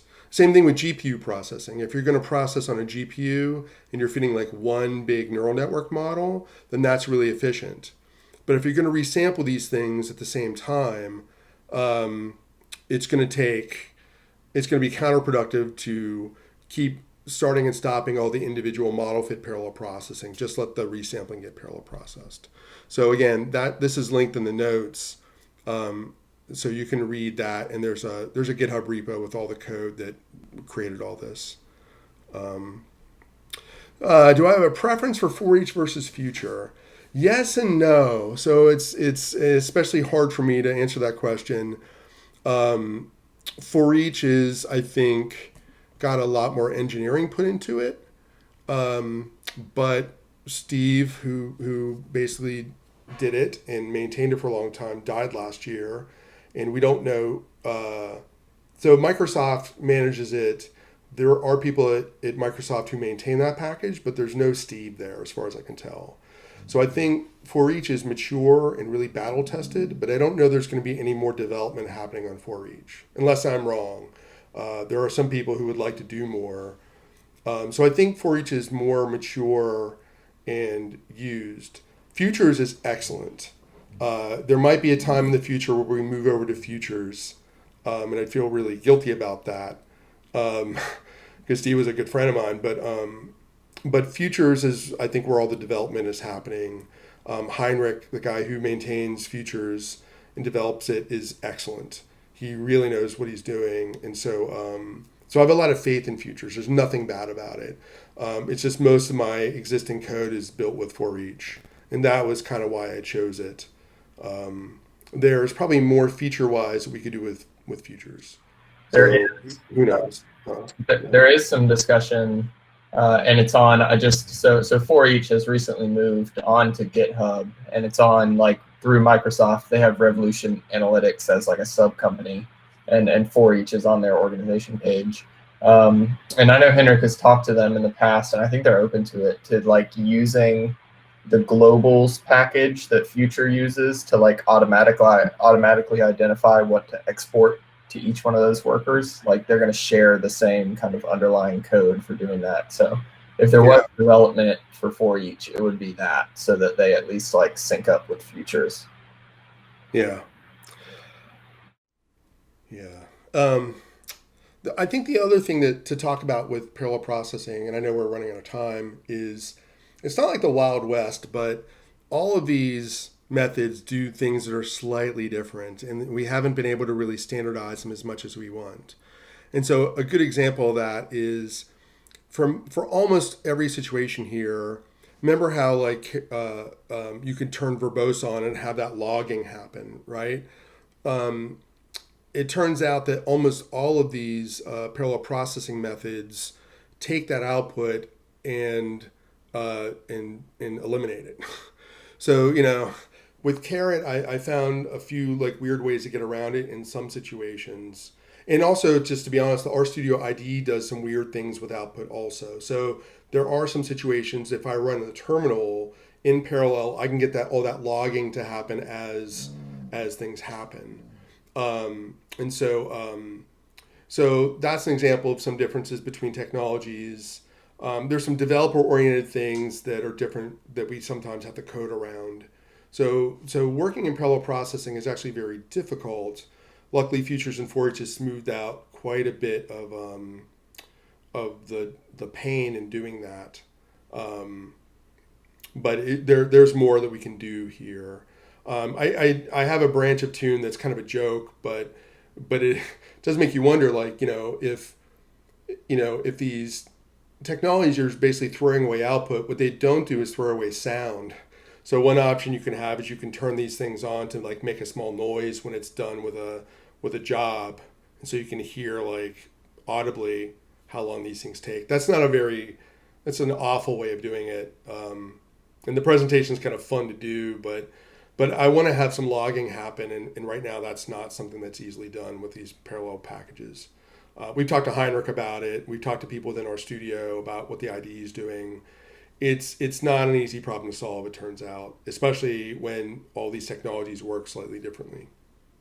So that's the main downside to using parallel processing, and honestly, that may be the only downside. That it uniformly has been an incredible improvement to fitting these things. Between all the other optimizations we do in parallel processing, something that without these optimizations might take like a whole day to fit can get down to like an hour. So they have tremendous speed up depending on the data in the model and how you do it. But it's easy to do these things. And the non-parallel optimizations happen automatically in Tune. So you always get those. But you have to opt into like this type of parallelism. So we fit the model. We're about 15 minutes over, so I should probably stop talking. What I'm going to do is start up on this slide where we talk about the results of our glibnet model, and then we'll go from there. I do say we are probably running behind a little bit. I might skip one of the upcoming hands-on if that's okay with everybody. And so, yeah, we're not far behind, but I think like the sequential optimization stuff we'll do tomorrow morning will take up at least maybe an hour. So, yeah, it's not the end of the world, but I definitely want to make sure you get your money's worth and we get through everything. So I'll stop here. Questions that you have like right now or anything you think of later, again, put it in the general channel, and I can address those when we start up at 1 EST tomorrow. Okay? Jared or anybody, is there anything you want to add before we stop? Wonderful. Let me put these on. Hope everyone had a wonderful time learning from Max. I know you have to. He's an excellent teacher and excellent storyteller. Hope it's true. It's very true. Take the praise. I hope you had an excellent time learning. This is your third part out of the 4. Tomorrow will be the 4th and final part of this training. Just go home. Well, I guess you are home. Go to bed, think about this stuff, and think about questions, and then come back tomorrow. And I know Davis, Julia, and Max are very open to questions if you have any. And enjoy the time learning. And for those of you attending the conference, which I do believe is most of you, look forward to seeing you over the next now 3 more days of our week. So have a great time and keep learning it. And thank you to Max, Julia, and Davis. It looks like it's been going great. I've been tuning in, and I'm really enjoying the little parts I'm seeing. So I hope everyone else is also. Great. All right. We'll see you all tomorrow.